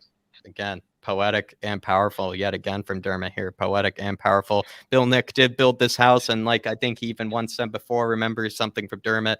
He says, the foundations are kind of, riddling away. The foundations, you can barely see them anymore for what Bill Nick did build for this club. And that does have to do with what Sugar did to this club. That does have to do with also what ENIC and Levy have done to this club. That is certainly the fact. And also Dermot, just want to say thank you very much for all the support, my man. And as I said before, everybody, please check out Tottenham Tantrum Gold. So if you need that bit of Spurs therapy of the golden days, of the glory days, head on over there. The whole chat, please do. William Kelly with the big one. He's saying, mate, I don't believe that Man City were nowhere until they got invested in. There's no conspiracy theories. That's all nonsense. Just invest properly in the just invest properly and like everybody else is simple, and then success will come. Levy out, ENIC out. William Kelly, I kind of do agree.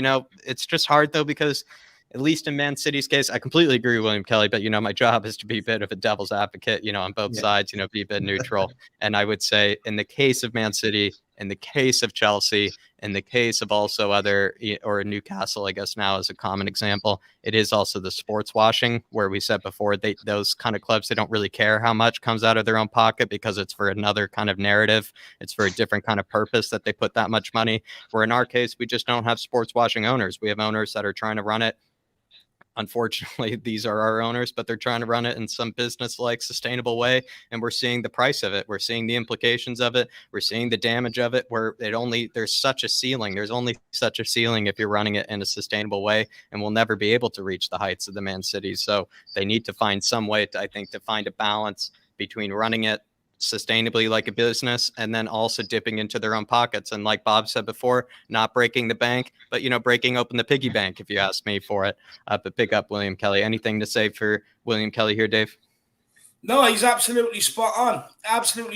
Look, we've spent the most amount of managers over on soccer managers over the Premier League era as well. There's just complete mismanagement with the money and the reason why it's mismanaged is because it's Tottenham's money. It's not theirs. If it was their money, you guarantee it wouldn't be mismanaged the way some of it has been. You guarantee the recruitment wouldn't be mismanaged. Look, at the end of the day, I do agree. Being self-sustainable has a certain ceiling. We got it. It'll get you close, but it won't get you over the line. It's that simple. The facts are there. And as well, the gaps are getting bigger and bigger. The gaps of being able to get success is getting bigger and bigger. like at some stage, you're going to have to take that leap to be able to match the ambition of the supporters. Look, at the end of the day, look, you know, I started following Spurs because my dad told me about Spurs' great history, European Cups, FA Cups, and we used to pick up a couple of trophies every single decade. Every decade, there'd be a couple of trophies in the cabinet. Now, it's absolutely dry. It's barren dry. There's dust all over the cabinet. You know, you can't even get it open because the door's wedged shut because we haven't opened it in that long. It's absolutely ridiculous. Look, the thing is, they have had their chances to invest wisely to be able to get us over the line. They chose not to. That's investment. It's timing, though, Dave. Isn't that what we're trying to say? It's like timing. It's like you don't have to break the bank. You don't have to spend the $175 million in the summer. You just need to find those moments when you break open that, like I said, the piggy bank. I can't come up with a better reference. Just that 5 million, that 10 million extra that you're already taking from the club's expenses towards that player just to get the guy through. And that's, I know I'm singing from Brian's hymn sheet here on that case, where it's just invest that extra 4 million that you already are going to spend on your yacht, that you're already going to spend on basically, you know, the art collection, and just get it to sign the Grealish, just get it to sign the Fernandez, just get it to sign the Skriniars of the world. And I couldn't agree more, but sorry, Dave, I interrupted you there. No, I fully agree with you, Jack. Look, there's times where we've been a couple of million away. Even the 10 million that we're talking about for Bruno Fernandes, if it was 10 million, I mean, just put the 10 million in, get the deal done. Sell Eriksen, take the 10 million out of the Eriksen transfer there, no problem. You know, no problem at all. But my God, it's just cheap, it's just tight. And they have, look, Levy can call himself a Spurs fan all day. But, you know, if he was, he would be putting in that extra bit of money to be able to get us over the line. You look at other chairmen around the league. You look at the Leicester one, who genuinely loves the club because of what happened with his father. Look how much money he's pumped in to continue on his father's vision. Look, there's, unfortunately in the world, there's owners that want to be ambitious. They want to win trophies. They want to say, they want to stand out amongst the elite and say, look what I own. I've owned this, I've won this, I've won this, I've won this. Successful.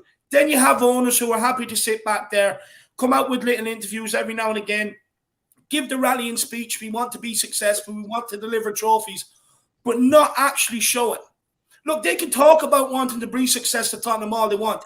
If they wanted to bring success to Tottenham, they would have put their hands in their pocket by now over the last decade. If that's truly what they wanted, they don't. You look at their business model, and Levy openly says it. Look, I want to generate as much income as I am to put back into Tottenham. But the thing is, now it's too late. The business model, look, in hindsight, Jack, I mean, who doesn't want to be able to pull in all the revenue you can and put it back in transfers and stuff like that? In hindsight, it's a great model. I don't think any fan around the world would criticize the model. But the point is, it brings you so far. At some stage, you have to get investment from your owners. The gap is getting bigger. They have missed the time. They have now missed a boat where they could have invested, got a bit of a leapfrog, a bit of a leap on the likes of all them teams that were sort of going through a rebuilding stage, and we could be in there right now mixing it with them. But we're not, and we're not going to now, because by the time we catch up with the revenue that we need to be able to get to that level, it's going to be pushed up to another level. So we're always going to be playing catch up, always. We always are going to be playing catch up. Just say one thing as well. What Dave was just saying about him being a Spurs supporter. Do you know what? I've seen the Newcastle owners come in, play their first game against us, probably don't even understand the football rules or everything. They scored their first goal in 2 minutes, jumping in the air, celebrating. You see people like Roman Abramovich, fists up, celebrating. You see the Fenway group. You see whoever. Daniel Levy. Yeah. That's all you see, ever. Ever. I actually think it's a cardboard cutout. I actually think it's a cardboard cutout. When we were hitting the height, and if all of us were chairman and it was our club and we supported it, and you would not be able to keep me on that seat. I would be jumping up and down, hugging people, shaking hands. But no, every single time, that's all this prick does. It's all he does. I just want to add as well. Look, in order for them to build this model, fans packed that stadium to the rafters week in, week out for them to be able to do this model. They bought all the jerseys and everything else. The fans have always stood by the club.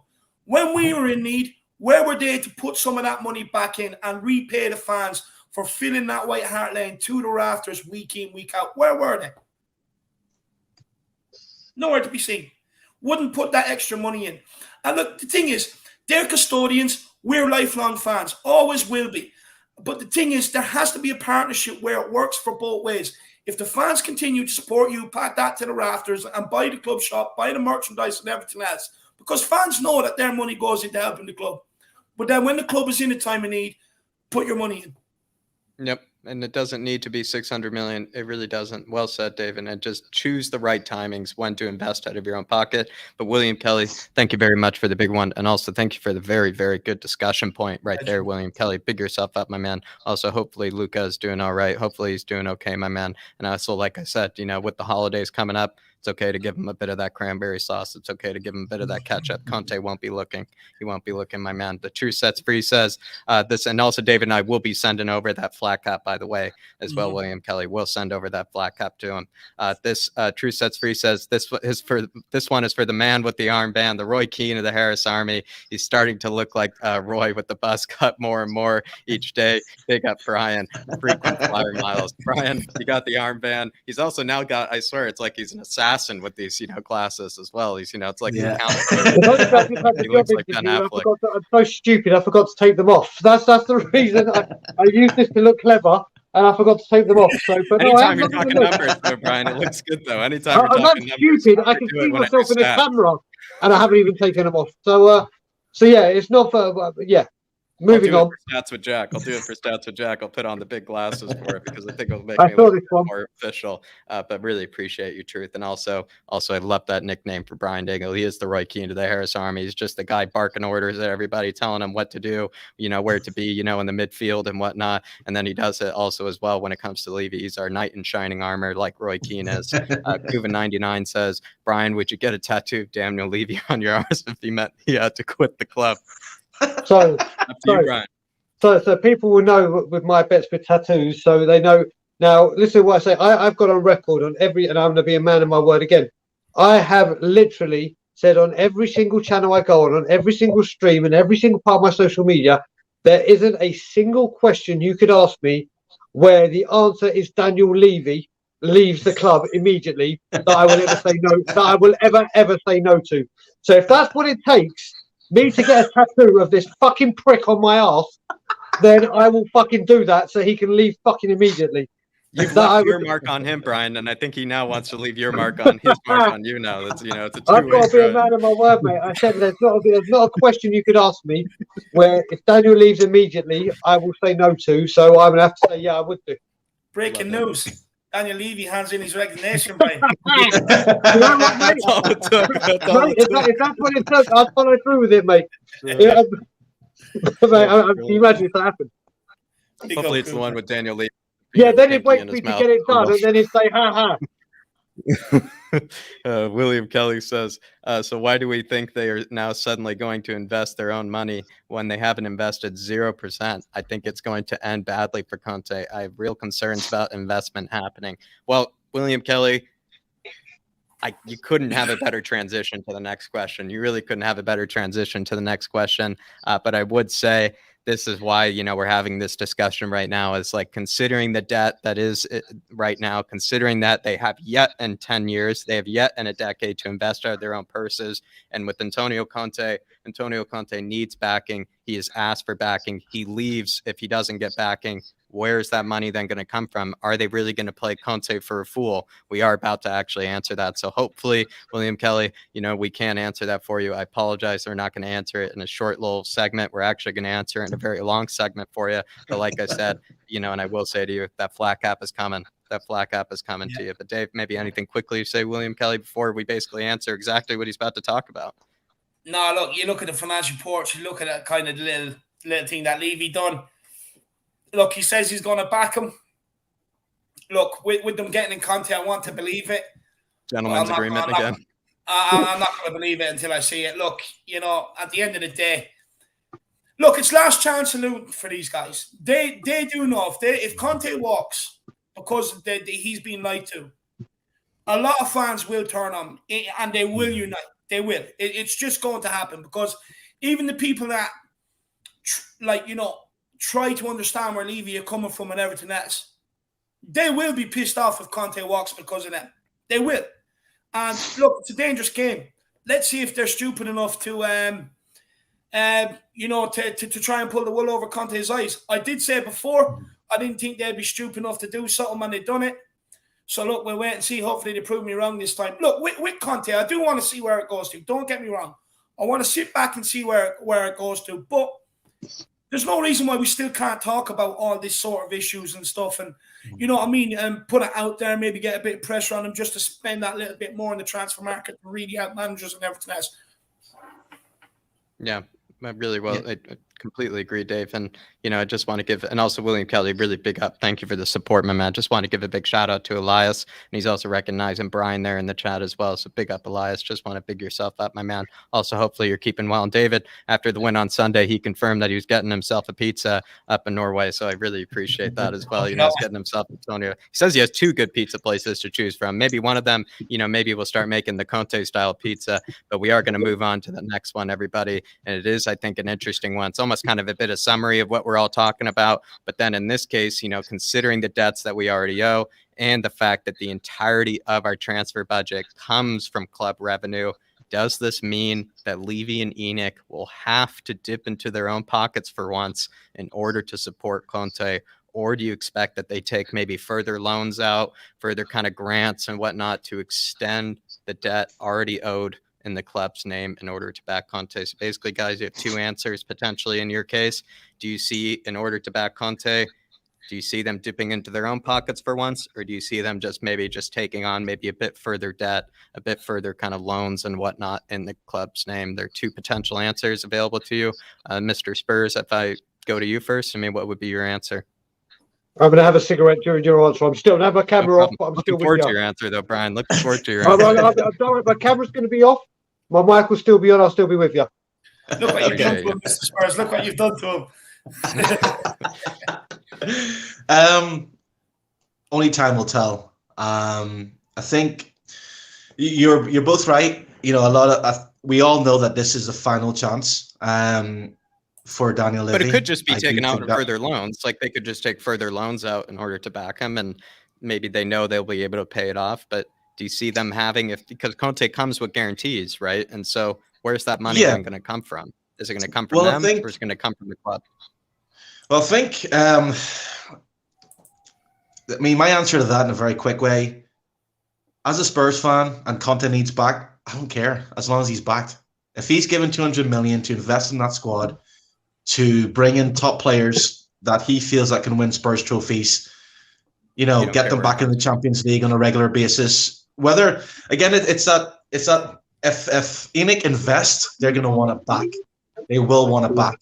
And that means that, you know, if they do it through loans, then there's, you know, Spurs will have that loan to pay through.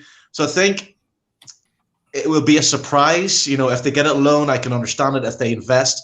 But, you know, as far as I'm concerned, I just want Conte to get back. I think the transfer kitty just January is going to be 150 million, which in this modern era is still not a lot. You know, that's still, you know, if you're going for the top players like what Spurs have been linked to, you know, that's 2 players.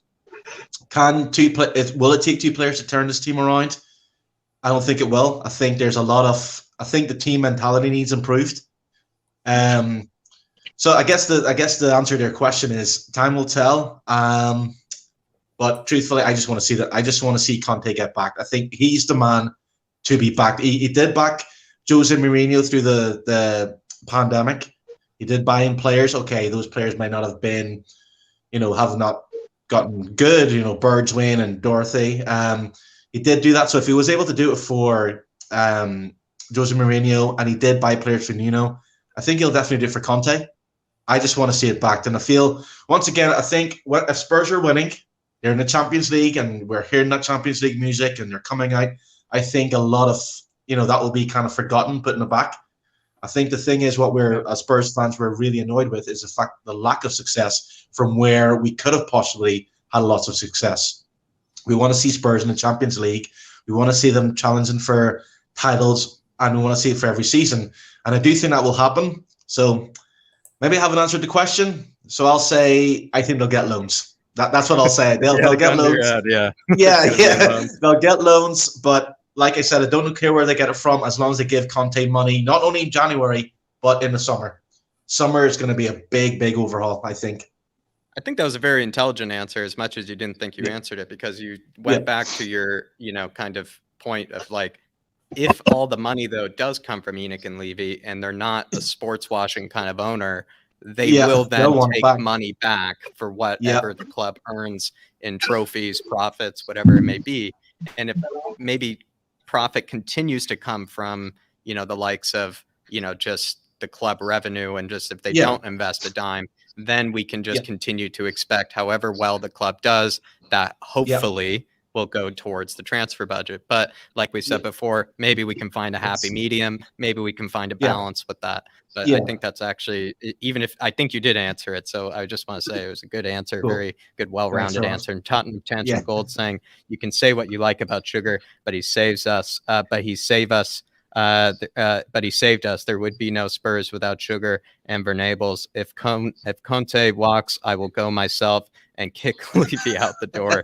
Yeah, honestly, I would say. I think the big thing is if Conte doesn't get the backache, I will say there will be a Black Friday sale on pitchforks and torches outside the building. There really will be. But Tottenham Tantrum, just want to big yourself up, my man. And as well, I need to really inform myself more on the Sugar era. Clearly, I really do. Because sorry, I would like to.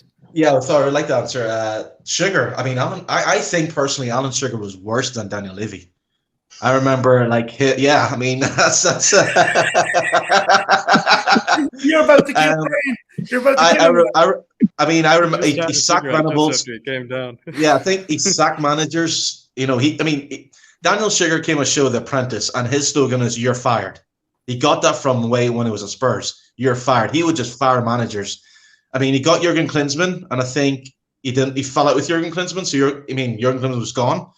And I feel at that time as well, Spurs should have won more under Alan Sugar. They won the FA Cup, I think, but they should have won more because the likes of Chelsea wasn't that big. Arsenal wasn't that big.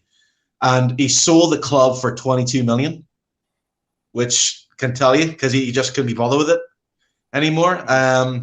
So yeah, I do think Alan Sugar, at that time, being a young teenager, he was getting the same stick as Levy. He's not invested in the club. All he cares about profit. He doesn't care about the club. And he was getting the exact same stick. Well, from what I can remember, anyway. Yeah.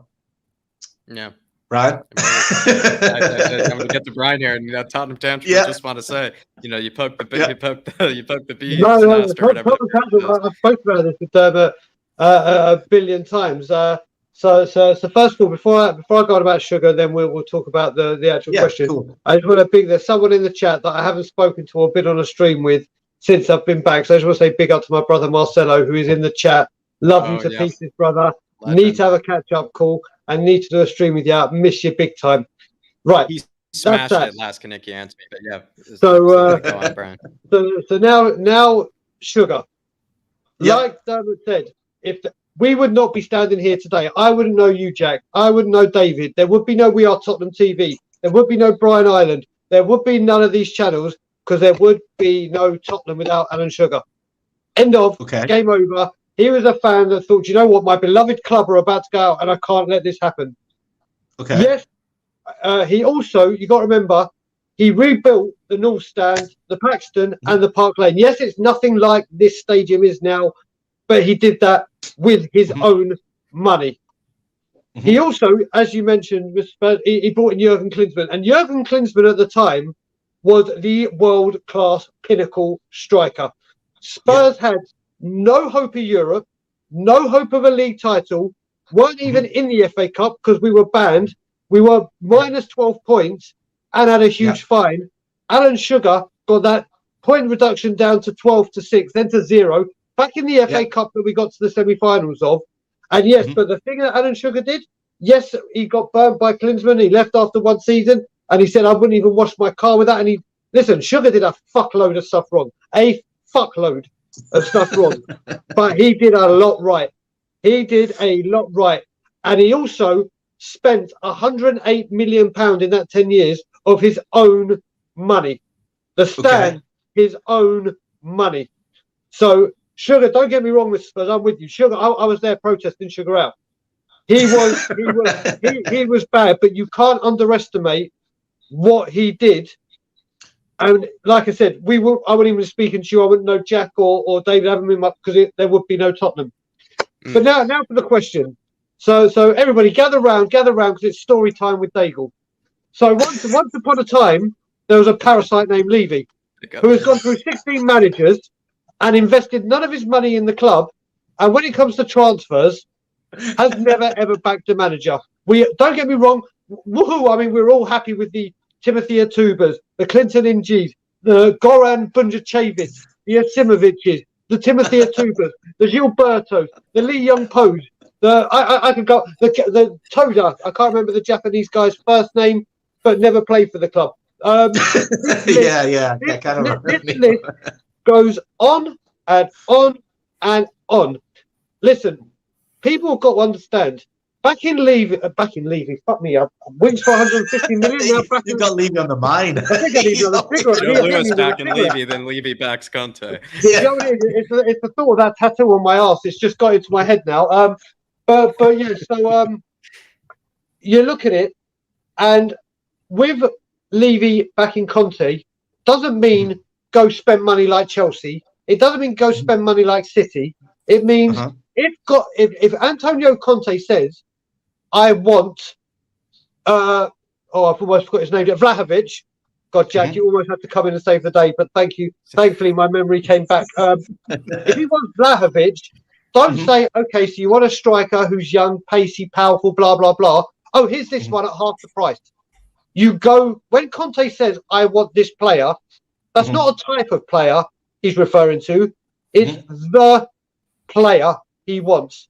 If he wants to bring Ashley Young back from Inter Milan and 35 years, go fucking buy Ashley Young because that's what he wants. Don't worry about the sell-on fee. Don't worry about build for the future.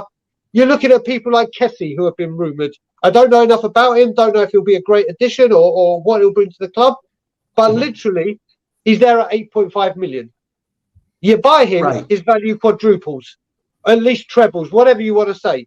Go buy him that player.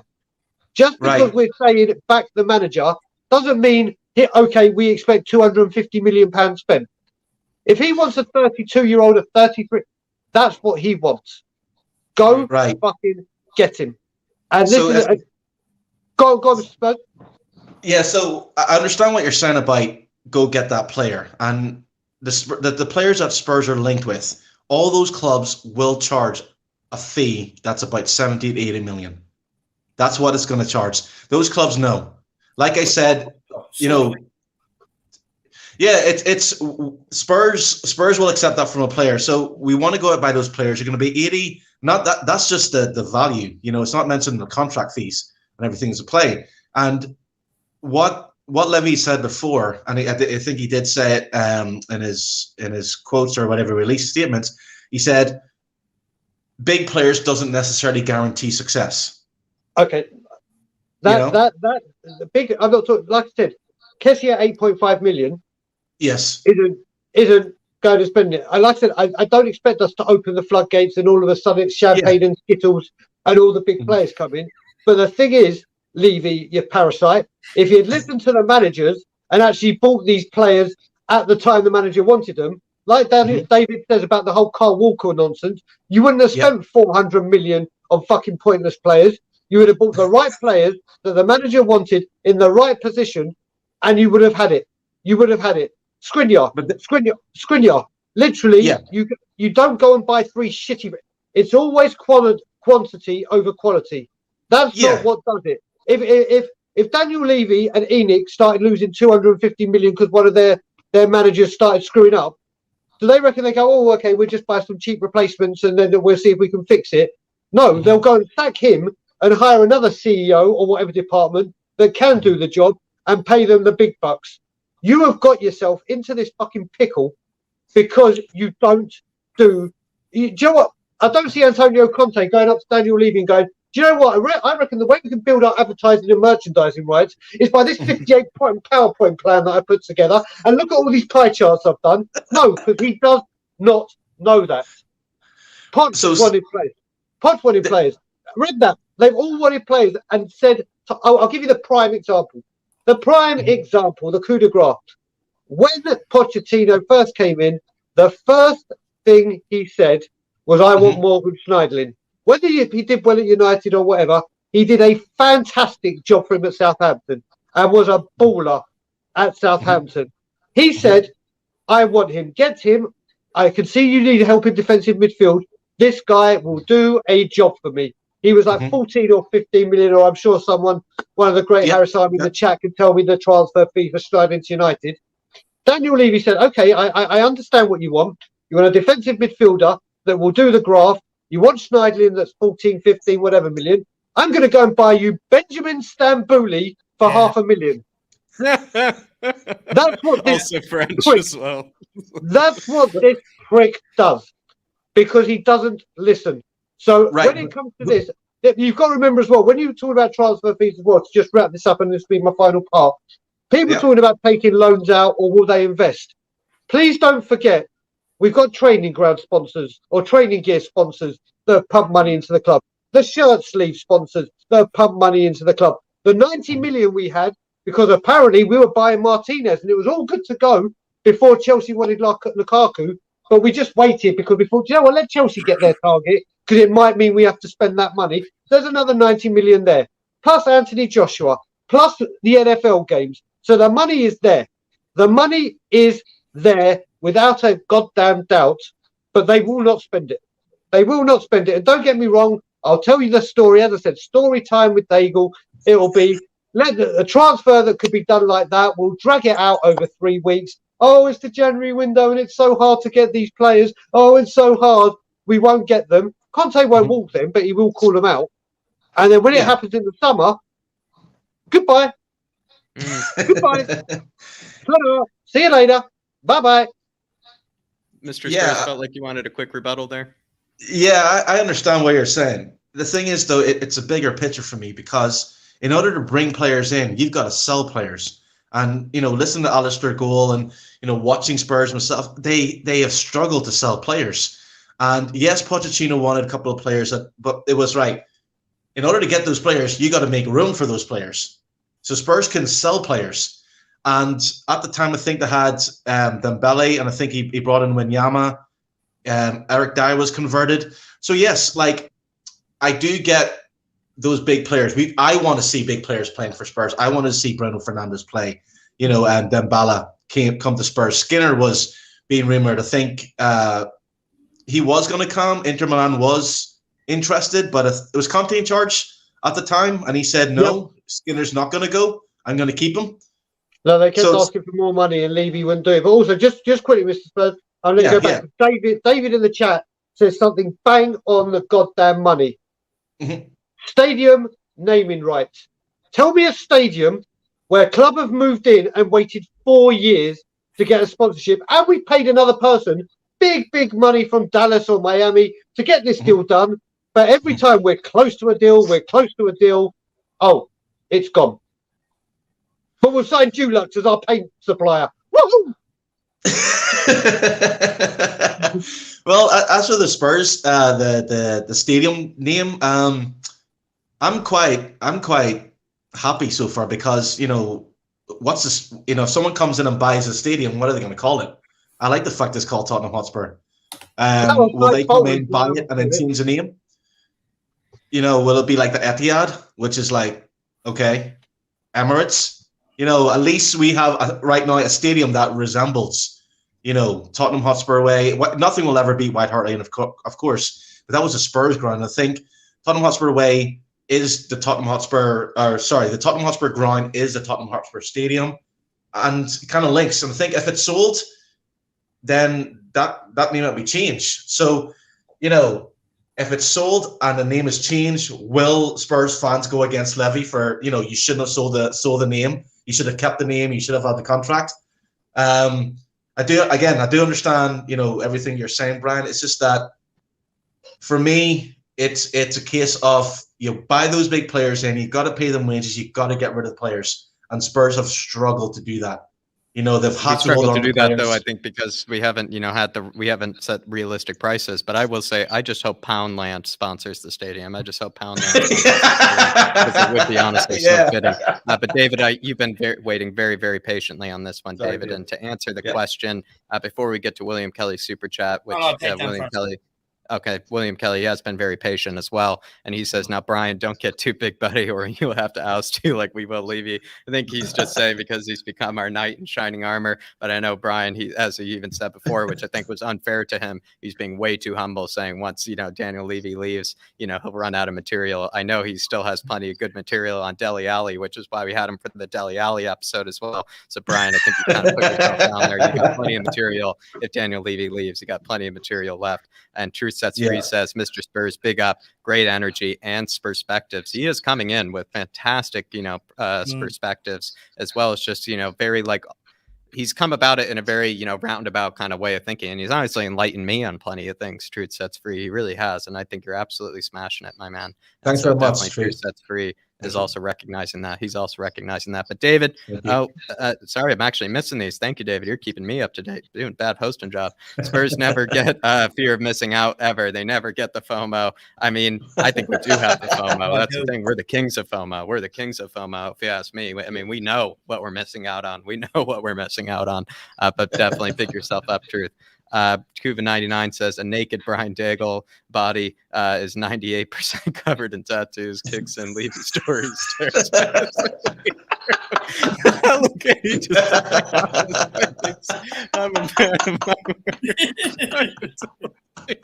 I'll do it. I'll do it. I think I'll get a divorce. I think my wife will divorce me. So yeah, believe me, I'll be extra pissed off. So why not? I think that broke me.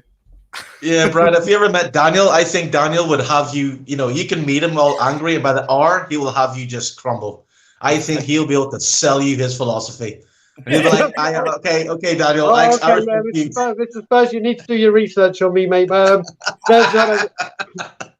think if I was alone with Daniel Levy now, there's only one man coming out of that room. And let me tell you, it's not me loving Levy. That's for damn sure.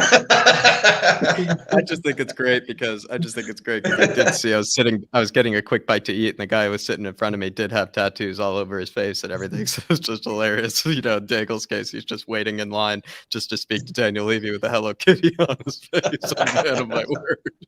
Oh my gosh. Nothing more intimidating as well. Nothing more intimidating. Kuba, you want comment of the night, my man. Also, thank you for the big one as well. But David, you've been waiting very patiently. If you had to pick, Dave, where will the backing come from Conte? Because we all know Conte will leave if the backing isn't there. He will leave. But if the backing were to come from somewhere, is it coming from the club's pockets or is it coming from Levy and ENIC's pockets? Well, look, over the course of the decade, they've made over 400 million profit. So there has to be some of that there. Has to be at least 100, 150 million there. But look, at the end of the day, look, we can sit here talking about loan signings and that. It's not good enough for Conte. It's not enough, and it's not what Conte needs, and it's not what Tottenham needs at this time. Look, at the end of the day, I don't care what it takes. If there's 150 million there, add another 100 million to it and go and get the players Conte needs. At Tottenham, we need 2 ball-playing midfielders. Now, we talk about selling players and getting players in. Now, the reason why we failed to sell players is because the players they brought in and they recruited, they haven't done their homework properly. They're not good enough for Tottenham Hotspur. They're not good enough for the formation or what we need them to do. At Tottenham, we're known as a ball-playing team. We were sitting there at one stage looking at Aurier, Doherty, Sissoko, Ben Davies. None of them are ball players. Not one of them. Now, the thing is, we've spent money. We've brought an end on Belly. Now, if anyone actually done their homework on end on Belly, they'd realise every club he's been at, he's had fitness issues. So straight away, that's alarming. When Real Madrid and everybody else are looking to go for this guy and they all pull out. But then why didn't we take the warning signs and go, well, what's wrong? Do your homework. You bring in the Celso. Hasn't worked out. Now, we talk about 10 million for Fernandes. Pay that extra 10 million. The reason why you pay that 10 million is because the mentality, the consistency, and that's what you get on the pitch. That's why you pay that extra money. People say bringing in the big players doesn't necessarily work. Yeah, okay, there is an argument to that. But at the end of the day, you pay that extra money, you get the mentality. You look at some of the players we're left with now. Now, you can guarantee we would have asked for a certain player, and then we end up with what we have now, a cheaper version. Look, a manager goes to them, they ask for a player, they look at all the attributes that player has, and then they scout around the middle of Romania or Kosovo or wherever it may be and find the cheapest alternative they can get and bring it in. It's not good enough. Now, look, at the end of the day, they have the guy here now to be able to put them on the right path. You have an elite manager, and an elite manager needs elite players, just like elite players need an elite manager. That's what breeds success.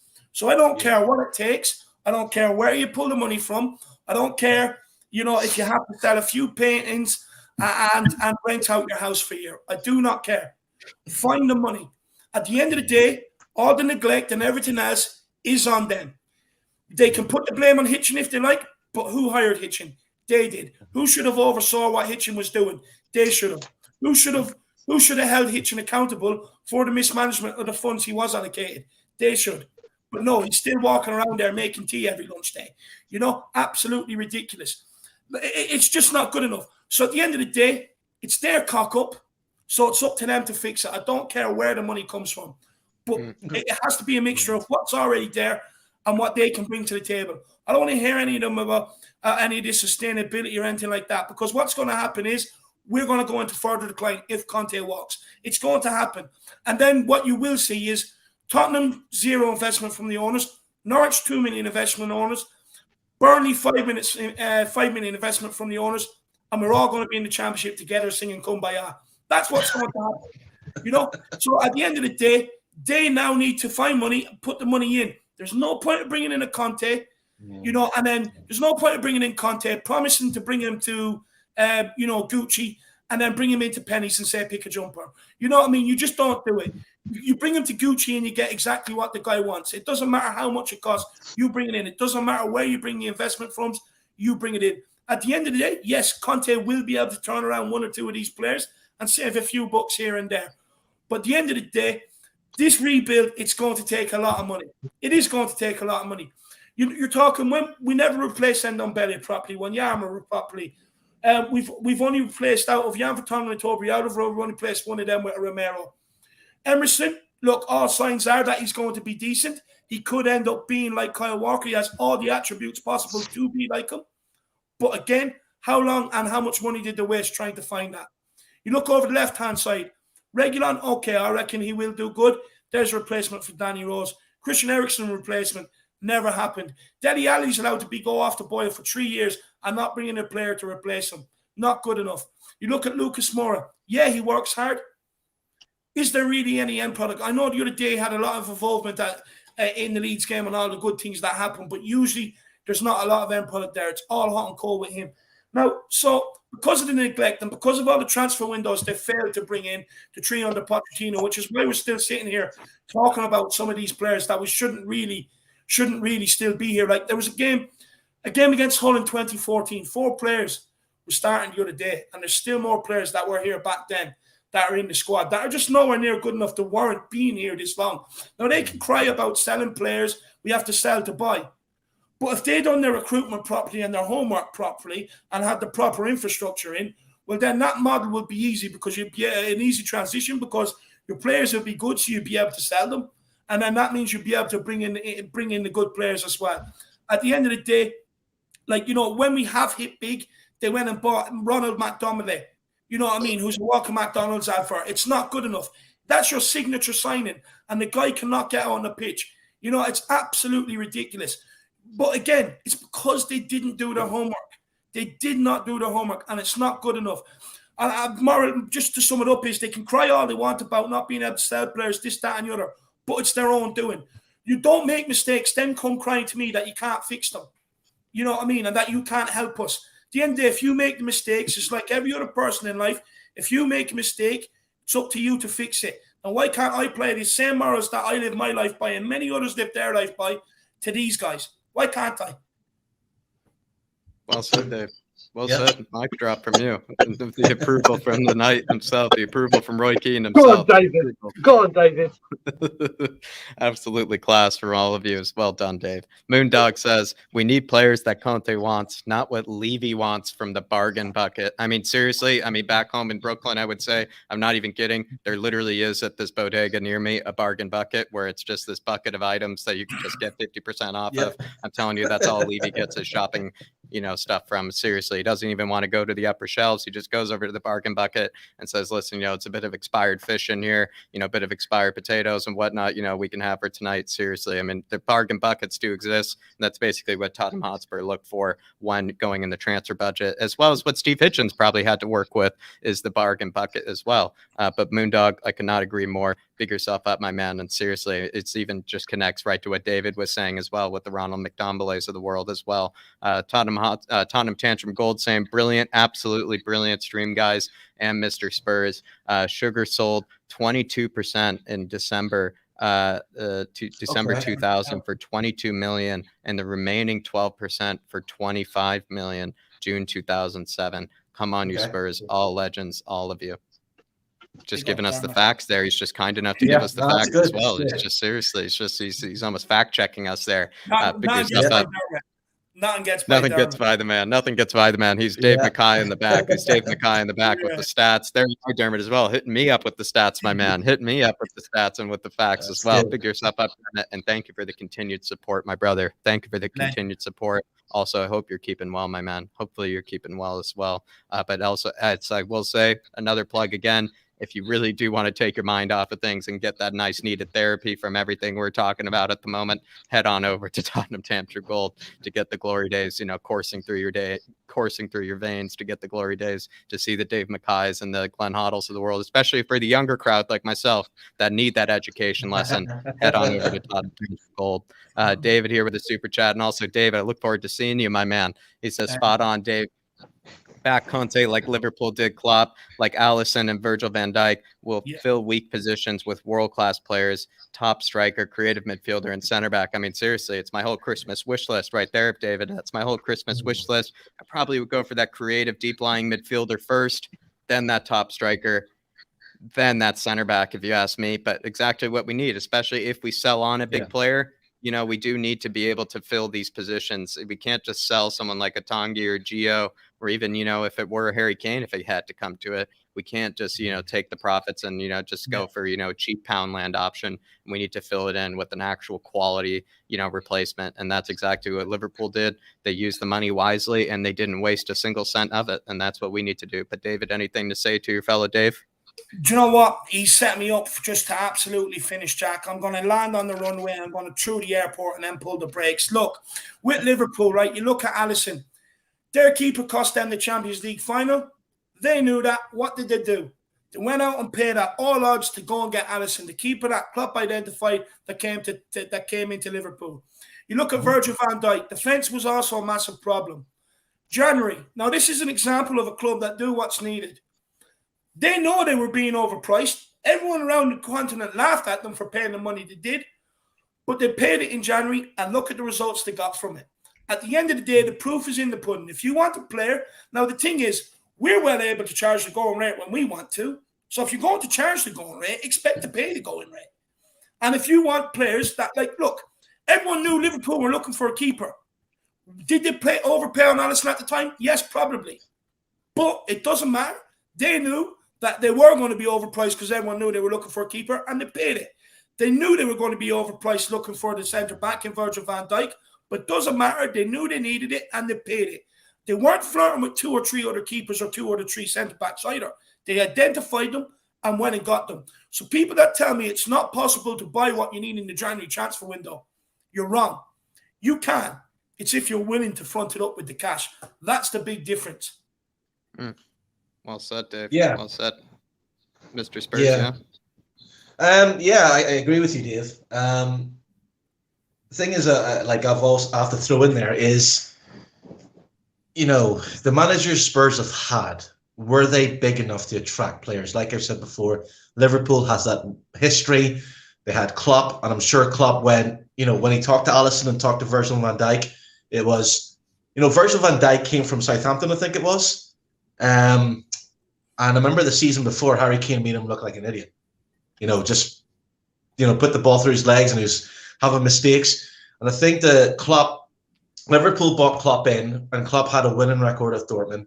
And basically, the players that he brought in was he lifted that whole squad up. Got them to the Champions League finals. They lost, when they lost, but it was a termination of we will do even better next season, and they did.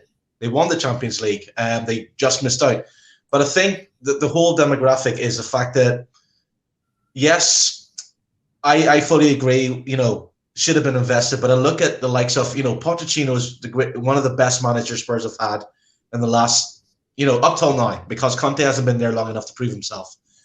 But when you looked at Pochettino, did the big players actually want to go and play for him? Were they convinced by him? And I do feel that if he had got the big players, I think Poch would have been sacked a lot sooner than when he was sacked. What if he got the Morgan Schneiderlin, coming from Brian's perspective? Maybe he would have done well with someone like a Morgan Schneiderlin because that's what he wanted, and you got a Stambouli instead. Yeah, he did get that, but it's like, who was there at the time? I think it was Dembele. Was there at the time? Yeah, he wanted like Wanyama. He wanted like we have with Dembele and Sandro. He wanted someone to pair with him and complement him. And Benjamin Stambouli.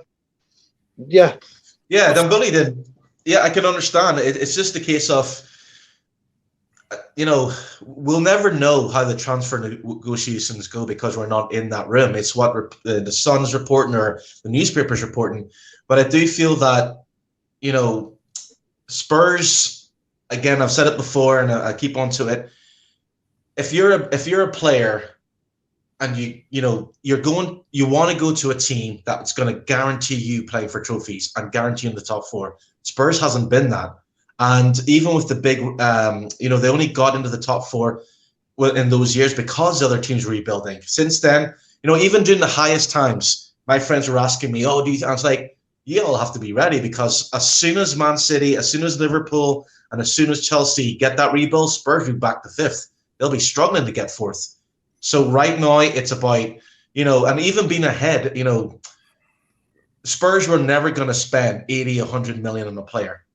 Pep Guardiola came in, but he came with a pedigree.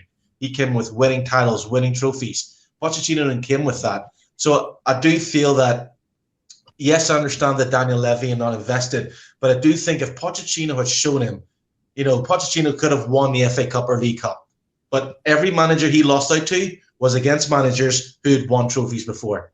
And I think if Pochettino had won one trophy, just one, Daniel Levy went, "We trust you. You can deliver. Here's money, go and make Spurs better." And the fact that he didn't, and it's not just Daniel Levy, it's the players as well. I think a lot of top players, like I said, if Pochettino had won the trophy, they would have went, "This is a manager who can get us to winning a trophy." We understand. But because he didn't, and because he came close, but he bottled it, I would say that against Chelsea, for me, I'm being really quick about this, but the real defining moment which some put up was against the Chelsea match where Spurs were winning 2-1 at Stamford Bridge. The players needed a manager. And if that was a Conte or a Jose Mourinho or even a Klopp or even a Pep, he would have managed that game to make sure that Spurs didn't lose. And I've always said that if Jose Mourinho in charge or Conte in charge when Poch was in charge, Spurs would have won the Premiership, the Champions League, League Cup, because they literally had the best team. At that time, the best team. I fully get what you're saying, right? But the thing is, what realistically stopped us from really winning the Champions League, what really stopped us winning the league and maybe winning them cups is the lack of investment. Look, Pochettino bought a group of guys that were all brought in young, hungry, had desire, and they would listen to him and do what he wanted to do. And he brought them so close. But ultimately, when we got injuries, when we lost to Wanyama, when we lost to Dembele, you're putting in Harry Winks. Now it's a massive drop-off in decline, much more bigger than what it should be. You're looking at the Chelsea game. We're out there playing with Lamela. He should have been nowhere near the team. He should have been nowhere near the team. You look at some of the games we've lost in the league when Harry Kane was out injured and stuff like that. If you had a proper backup striker, that wouldn't happen. The thing is, you look at Liverpool. They've seen the gaps. They've seen what the manager needed to help them get over the line. Klopp, Champions League final, lost it. Close to the leagues, couldn't get over the line. Close to cups, couldn't get over the line. But what did they do? They went and saw the weaknesses, they addressed it, invested, and they came back and got over the line. But that's what you're asking Tottenham to do.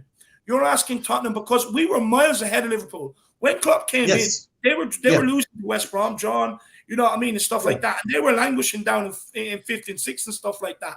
But what they did do is give Klopp what he wanted. And even when he just fell just short, what did they do? They went and rolled the dice, got him what he wanted, and they got a league and a Champions League out of it. Now, why didn't we do the same with Pochettino? We can say, because Pochettino didn't win anything, that's why they didn't do it. But the thing is, the proof is there. Look what Liverpool done. If they would have done it and given him exactly the tools he's needed, he probably would have went on to do it. Yes, I'll just answer this, Ryan, first, and then you're good, brother. Why didn't Spurs invest in Poch? Because Pochettino had Toby Alderweireld, had young Vertonghen, who were two of the best defenders in the Premiership. You had Harry Kane, who was the best striker in the Premiership. Dele Alli, who was the best young prospect in the Premiership. Ericsson, who was the best midfielder in the Premiership. You take, in the 3 years Pochettino had that team, all those players could have gone and walked into Liverpool. They were the envy. Spurs, for those 3 years, were the envy of the Premiership. So who do you buy in? You know, like I mentioned before, Pochettino spoke to Marotta as Harry Kane's backup striker. Marotta says, "Why do you want me? I don't want to sit on the bench." You know, and I'm sure he went for other players as well. So Liverpool, you know, invested in Alisson because they had who was the keeper at the time? Klaus, is it? He made errors. He made mistakes. But Spurs had Lloris. So who can you? Yes, Spurs didn't buy players, but the players that they had were the envy of the Premiership.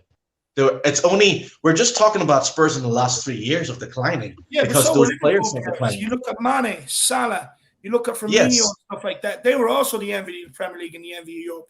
The point is that when they know Dembele has injury problems. They know Wanyama has injury problems. Yeah. Now, is Sissoko good enough to come in and do what they do? No. Is Harry Winks good enough to come in and do what they do? Nowhere near it. So the thing is, if they know they have injury problems, you already preempt that by going in and getting another midfielder that meets the standard. You know Harry Kane has ankle problems. So you go and get a decent enough striker. Like, the thing is, I'm not sitting here talking about go and get me Alvaro Morata. But there's other strikers around that you can't get, that when Kane dips out for a couple of games, they will come in and fill the void and score goals. Now, the thing is, what I'm saying is Liverpool seen the problems, they addressed it. Tottenham knew we had injury problems and stuff like that and wouldn't address it. And that's where we fell short. Go ahead, Brian. I was just going to say, 1 second. I'm happy you mentioned Chelsea because I'm going to bring this up and then I'll get to the transfers again, what you were saying about Poch. So first what we'll do is in chronological order. Go on, David. Sorry, do you want to say something? No, sorry, before you land that, we just get these super chats. Yeah, get these super chats. Super stick from Goguma. It is a big bird giving a big thumbs up, and I know she's giving it up to the whole panel as well as the debate. Everybody's really been enjoying this. I can tell. It's honestly, the chat's absolutely flying from it, and they're also enjoying the different perspectives as well. So big yourself up, Goguma, as always, and also really appreciate you. And also, she's an absolute queen of the Harris Army, and also thank you for being such a dedicated follower as well, Goguma. Big yourself up.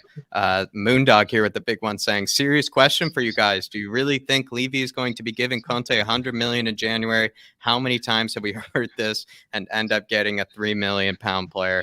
This is why we answered earlier, Moondog, and we were trying to get roundabout answers on it. Is if we are going to even invest $100 million, where is that $100 million going to come from? Is it coming from their own purse? Or is it coming from the club's purses? If it's coming from the club's purses, that would be then taken out of the debt that already exists. So, I mean, Moondog, I think that's a fantastic question. But, certainly I feel like I can't really guarantee at all the $100 million is coming. But what would you say, Dave? Barely. If not, Conte's walking. It's that simple. Yeah, there's no ultimatum. Yeah, that's not it. Yeah. Yeah, I mean, it's coming from, it has to come at the end of the day, Moondog. Because if it isn't, then there's going to be fans outside the stadium with pitchforks and torches. Yeah. And as well as, that when Conte leaves, that would be watching the Messiah leave from our door. So, Moondog, it has to come some way or another. We kind of said before, we don't really care where it comes from, whether it comes from the club's, own debt, or if it comes from Levy and ENIC's purses. We just don't really care, but it needs to happen because if it doesn't happen, then Conte leaves. It's simple as. It's a very scary situation.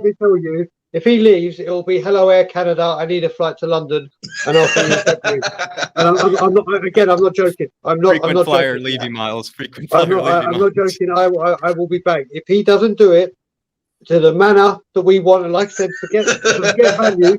If we don't get the players that he wants, and we hear more bullshit about, oh, it's this and it's January, I'll see you in February. Well I will said. see He'll you in be seeing February. you. Levy, he'll be seeing you. Okay. Lazy 801, big up Nick. He says, now that's a hot take on the battle, Mr. Spurs. Respect for your considered point of view. To be honest, you guys have found there's a bit similar actually, because one time, Nick Lazy also came on the show as well, to kind of offer a bit of maybe an alternative viewpoint, I would say, on the whole Levy conundrum as well. So I would say, I mean, you guys, I think yours is a bit different, a bit nuanced, just like Nick's is a bit nuanced as well. But I will say, this is what happens. People come with maybe a bit of a different perspective on it, different answers than maybe what we're used to. And just like with Lazy 8, we brought him on to the Kaniki Answer Me, I believe, that week as well. So I will say, it's where it all starts, Mr. Spurs. It's where it all starts in Lazy 8. And he's now an integral member or an integral member of the Hotspur family, an integral member of the Harris Army, as I'm sure Mr. Spurs will be as well. And that's what happens. Come in with the nuanced viewpoints and you stick by those nuanced views. You get on the shows. That's what it's like. Big up, Lazy 8, my man. And I want to say a quick thank you to Nick. You know what you done, my man. Big yourself up. Really appreciate it. What an absolute legend. What an absolute legend. And don't worry, I think I might get that flat cap put into a frame, my man. So big yourself up, Nick. Faz Radfire, probably best 11 during Poch, but no debt in the squad. Yep. And that's kind of what I was alluding to, Faz. Like, when we did get injuries, you're bringing in players that are just nowhere near the caliber to come in and replace them. But big up, Faz. Big up, Faz. I couldn't agree more with you, my man. I couldn't agree more with you. But look, Jack, back to you, my man. Where are we going with this one? No, I was just going to have my say just very quickly about what we're talking about, and I'm glad Mr. Spurs mentioned Chelsea, because I'm doing this chronologically with the most recent first, going backwards. Chelsea at the Lane this season. Horrible, great first half performance. Horrible second. Why horrible second? Oh, let's bring on N'Golo Kante. And within 7 minutes, it's 2-0 to Chelsea. Yep. FA Cup semi-final at Wembley. I was there. Absolutely battered Chelsea. Absolutely all over the shop. Chelsea had on the bench and brought on at half-time Hazard, Fabregas, and the other one was, I'm just looking at it now, Diego Costa. Strength in depth. Yep. The game you spoke about, Battle at the Bridge. Yes, Pochettino could have dealt with it better and the players lost our head. Hazard was on the bench. When it was 2-0, Hazard weren't even on the pitch. Hazard came on and you saw that second goal. And that's the strength in depth. And what it means, just because we had a Jan and a Toby with the best, they're going to get an injury. They're going to get a suspension. Right. So you have strength in depth. And what you were saying about Poch may have got sacked, I kind of see where you're going with it, Mr. Spurs. But what I'm finding Poch can't deal with is egos. And at PSG now, there are a lot of egos. At Tottenham, if he had got a Fernandes, who I don't think you'd say, he's got a bit of an ego, but he's that type of player. So you do it. A Skriniar isn't an ego. A Dybala isn't an ego. And the whole team vibe that was set there was so solid that if there were any egos, like Dele Alli, he would have just been slapped outside his head. So I don't think it was if we brought in like a Galacticos like Paris Saint-Germain do, I believe you're right. That thingy may have got swamped, may have got totally and utterly swamped with the egos. But I reckon plucking a few of the players that we just mentioned, he would have been able to mould it within the greater good that he had at the squad. Interesting. Yeah. Interesting. Yeah. I can see that point of view. And you do mention Chelsea and the players they brought on, but those players weren't starting because they were injured. And if those players hadn't been injured, they would have started. And yes, he brought Conte on, and Conte, I think, was coming back from international duty. So I get Spurs didn't have I know Spurs didn't have the depth, but like I said before, the Spurs didn't have the depth because those big, the players that were wanted, or the players that could have filled in, would they be willing it's easy for a player like Conte, or like, let's look at Arsenal. Ozil. I mean, the thing is, Leicester, they have Iheanacho, Vardy, Patson, Daka. So players will come. Now, if Leicester can get them, why can't we sit here with 2 or 3 strikers that can score goals? We've done it before with Kane, Defoe, Pavlyuchenko. Canute, Pavlyuchenko, Darren Bent. There was Darren Bent, Pavlyuchenko, Robbie Keane, and someone else there all at once. We have a history of having all these strikers. So we can't get strength in depth. We just didn't want to do it. Yes, but those 3 players never won anything with Spurs. They still didn't win anything, and that's what I'm trying to say. Is that if you're a big player and you're willing to sit on the bench and get paid 250K, knowing that you're a part of a team that's going to win title, yeah, you're going to happily do that. And I do believe that, like Hazard, he sit on the bench, or like I was going to say, Ozil from Arsenal, he was happy to stay at home, play games, and get 30 grand or 300K a week. He was happy with that. So therefore, I think, the whole business structure of the club is, why would you have a player who's going to spend more time sitting on the bench, paying that player 150K a week, for them to get moaned, for them to start arguing, for them to look at, I remember Lucas Moura. Lucas Moura, when Pochettino got sacked, said, Pochettino never wanted to play me. And when he did, he played me as a striker. I'm not a striker, I'm a winger. I want to beat players and cross the ball. That was Lucas Moura. Yeah. And, and it's like, okay, so that's coming from Lucas Moura. Lucas Moura is not Hazard. So if Spurs have had that depth, you would have had players who wanted to play. If you have Harry Winks, who called out, Pochettino or Jose Mourinho, who called out Nuno, who says to Conte, I'm willing to play. That's Winks. So I think if they'd have got a bigger player, those bigger players wouldn't have been happy sitting on the bench. And yes, Harry Kane got injured, but the argument was, Harry Kane's injured, but what happens when he comes back? He's going to play. Eriksen's going to play. It's what's called competition. I mean, yes, I get that. Yeah, the thing is, we can say about their business model, it doesn't allow for it, but they're in a competitive league with 20 other owners. They have competition. Why can't the squad have competition? It's the name of the game. It's the nature of the game they're in. We can sit here and say players won't be happy, this, that, and the other, but that's up to them. That's up to them to get themselves into the team. The team, most teams that win stuff, they have competition throughout the squad. At the end of the day, if you have players here that don't like the competition, well, then that's where you get rid of them and you go again. Football is a ruthless business. They're ruthless when it comes to their profits. They wanted to furlough people at the pandemic. They showed they're ruthless. So be ruthless with the team. Yes, and that's true. Though you spend 70 million on a player who's going to sit on the bench, you pay him 150K wages a week. He starts moaning and complaining. He wants to go. You sell him for 50 million, just like Chelsea done. If you look at Chelsea, yes, they bought all these players in. They spent big, but they sold them for cheap. And those players like Kevin De Bruyne was sold for cheap, brought back. Pogba, classic example. He was at United. Alex Ferguson didn't like him. Pretty much gave him away to Juventus. United then bought him back for 70 million or 80 million. And you're thinking, right, what happened there? So I think, the longevity of things is that, do we buy players in for competition? And okay, we can do that. But like I've said before, and I've maintained this, is the fact that if you're part of a 25-man squad and your team is winning trophies and League Cups and Premierships and fighting for second place, not fourth place, fighting to win the Premiership, everybody's singing, everyone's dancing, everyone's happy. Right now, if you look at Chelsea, they have squad depth. Everyone's happy. But if Chelsea start falling apart and they're finishing fifth, those same players who are just sitting on the bench, they'll go, I don't want to be here. I want to leave. And it's the same with PSG. Real Madrid, to a certain extent, there's so much Real Madrid players who have been sold off for I think even Barcelona. Barcelona came with this beautiful youth team. They kept that. They had the depth, but those players didn't play, so Barcelona had to get rid of them. Because if you're a brilliant football player, you want to play every single day. But if you're a top striker being at Spurs, you know that as soon as Harry Kane's better, he's going to get your position. But the point is, they got rid of him and they brought in someone else. If they weren't happy, they got rid of them and brought in someone else to replace them. Yes. They didn't just get rid of them and not replace them.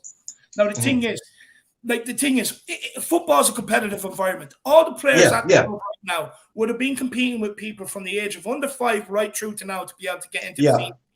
Now, why all of a sudden, why does that go? Just because we're Tottenham Hotspur and we don't want to pay money to bring in. At the end of the day, we support Tottenham Hotspur because we love football and we want to see Tottenham win trophies. Every player is in the game to win trophies. Every player understands that there's going to be a level of competitiveness.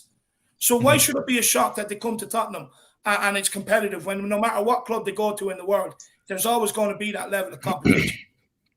I think before you respond, Mr. Spurs, I do have to go. David is going to take it over from here. I got to get out of here. David, you have the link for the presentation and everything available to you. You got the links to everybody's channel. By the way, good time to say, everybody, all the links to everybody's channels are in the description down below. So head on over there to be able to give them the subscriptions they truly deserve. Mr. Spurs, just want to say well done, my man. I hope to see you soon. Thank you, Zach. Oh, Daigle, as always, the knight in shining Pleasure, armor. brother. Happy Thanksgiving to you and yours, brother. Thank you very much. I'll be catching the Harris Army very, very soon. Thank you for Harris Army as well for always letting me be able to run this show in the way that I have been. And also hope to catch you guys all soon. Thanks for letting me leave early as well, Dave. And big up. No, big yourself up, Jack. You're going to enjoy yourself, my man. See you. Thanks, brother. Yeah, enjoy yourself. Happy Thanksgiving. Right, I'll just take these super chat, guys, and then I'm now not giving answers. I'll let you two away at it. But Cuva99 says, the amount doesn't matter. Levy will loan or buy the 2 or 3, 4 players Conte demands because he can't continue to fail on the top 4 chase for long, in my opinion. Brian, I'll give this one to you. Well, let me just read. Sorry, it doesn't matter. Yeah, listen. Again, we're having to wait. Listen. I've seen this game happen after manager after manager after manager. It kind of sums up again with what you were just talking about with Mr. Spurs as well. Why is it at Tottenham? Why is it all other clubs, the players have to make the manager happy, but at Tottenham Hotspur, for some reason, the manager has to make the players happy? That's not how it works here. As Harry Redknapp said, the players are here to make me happy. I picked them. You want to play, you work your goddamn arse off, and you get the rewards. So, listen, if I will say this transfer activity, if Conte comes out and says the 3 players I want are 3 loan deals, then I don't care if we spend no money and we get 3 loan deals. I don't care what it is. I want what Conte wants. And I know he's not going to say I want Mbappe, Messi and Ronaldo. Listen, I'm being realistic here. Like a Vlahovic, you got to remember, a Vlahovic at Fiorentina who's smashing it and has said I'm not signing a contract. Every single month that goes by, his price is going down. He is not signing a new contract. So I don't care if we sign him now and he comes in January, or we sign him now and he comes in the summer. At least it's done. You know, it's wrapped up, signed, sealed, delivered. He's coming. If that's what he wants, gets it. Get deals done. I don't care about the value. If Conte says, I want him, I want him. If he says, I want to bring Peter Crouch out of retirement because the new way I'm playing football will benefit him, then go get Peter Crouch out of retirement because I back what Conte wants. And if Levy can't see at this time, I'm in the last chance saloon and I have to listen to one manager, then what were you all doing here? Yeah, big up Cuba. Big up Cuba99. Really appreciate the support, my man. Really appreciate it. Good question, my man. Moondog says, I have been supporting Spurs since 1967 and admit this is the most pissed off I have been. But getting Conte has given me some hope. Mr. Spurs, you're talking about hope earlier. Do you want to answer this one? Getting Conte is good. I think Conte will be very successful. Here's why. First of all, the media likes him. That's a big help. Big help. I think Jose Mourinho came in and he already had boring football. He's past it. And, you know, it kind of ties in with the previous question about players. Players today, like, let's take a look at Steven Bergwijn. He's not traveling with the squad because he's sick. He's ill. Yeah. That's his reason. Players today, the young players today, are not proper football players. They're not willing to do the extra mile. They're not willing to work hard. They're not willing to go beyond. You know, it's all about the social media. And I think, you know, the player power has been there for a long time. For a long time at any club, you know, and I think that with Conte, he's a winner. He will win trophies. He'll win titles. And that's where the respect comes from. Harry Kane, I think if Nuno was still there, Harry Kane would have looked at, would have definitely, said, right, listen, I'm going to hand in a transfer request. He didn't do it this summer, but I think he did. And I think Harry Kane was annoyed when Jose Mourinho was sacked because it was the players around him who were moaning, who were, oh, you're picking on me. Stop picking on me. Instead of, right, pulling your socks up. And I remember watching the Amazon documentaries. I don't know if you guys seen it. Yeah. I think it was against Chelsea. And things Chelsea broke. They took 4 chances to score. I think the ball hit the post or whatever. Mourinho gives a speech. Sacramento comes in and gives a speech. Jose then goes, right. All the players just stood there and looked at him. It was Harry Kane who got up and go, right, let's go. So I think Conte comes in. He's not going to take it. Conte's not a friend.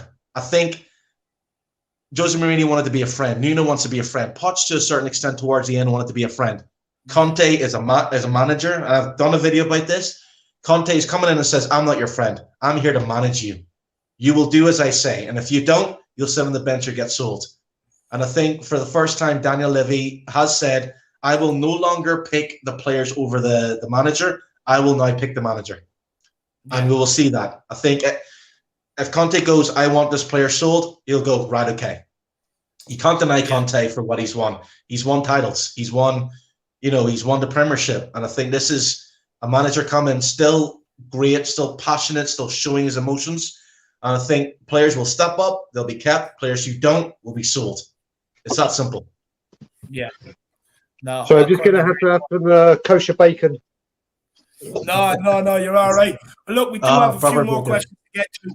But it is midnight. So what I'll do is I'll ask one more. The rest I can save until next week because they're kind of timeless questions. And then we'll do the extra time and we'll end off. So I just need to try and find out where Jack left this. So, Mr. Spurs, you can keep talking for a minute. Oh, okay. Just trying to find out where Jack left off. Splash and catch players. I think that's the one. That's the next one. Will Burridge continue to identify young players? I think the first one there was I can answer. We can answer 2 questions. I think. I think youth is very important, and that's been the Spurs way. Bring youth through, get them playing, get them identified with the club. Yeah, so my answer to that question is very simple. Yes, I think he will invest in youth, and we're already seeing it. Conte's already, looking forward to using some young players, and I think that will definitely be the way going forward. Yeah, interesting. And Brian, same to you. Levy has said that Fabio continued to rebuild in the summer, resulting in the average age of our new summer signings being 22 years old. Compared to the average age of 31 years old for the outgoing players, we shall also look to continue the well-established path for youngsters for our academy to our first team. I know that Antonio's approach is if a player is good enough, he will play regardless status of age or age. Paratici has been bringing in younger than the established older players.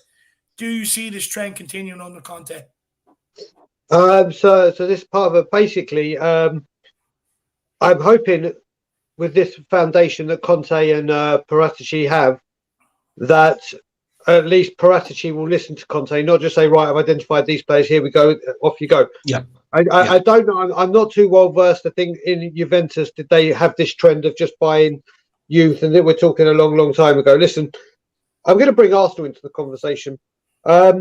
Arsenal, the filth, if you look at the Liverpool game, their average age was ridiculously young. Ridiculously young against Liverpool. Do you know what? Fair play for trying to go down the youth. But again, I go back to when they brought back in the class of 92. They had leaders around them. They had role models around them. You can't just go, here's 7 youngsters, off you go, and expect it to be the class of 92.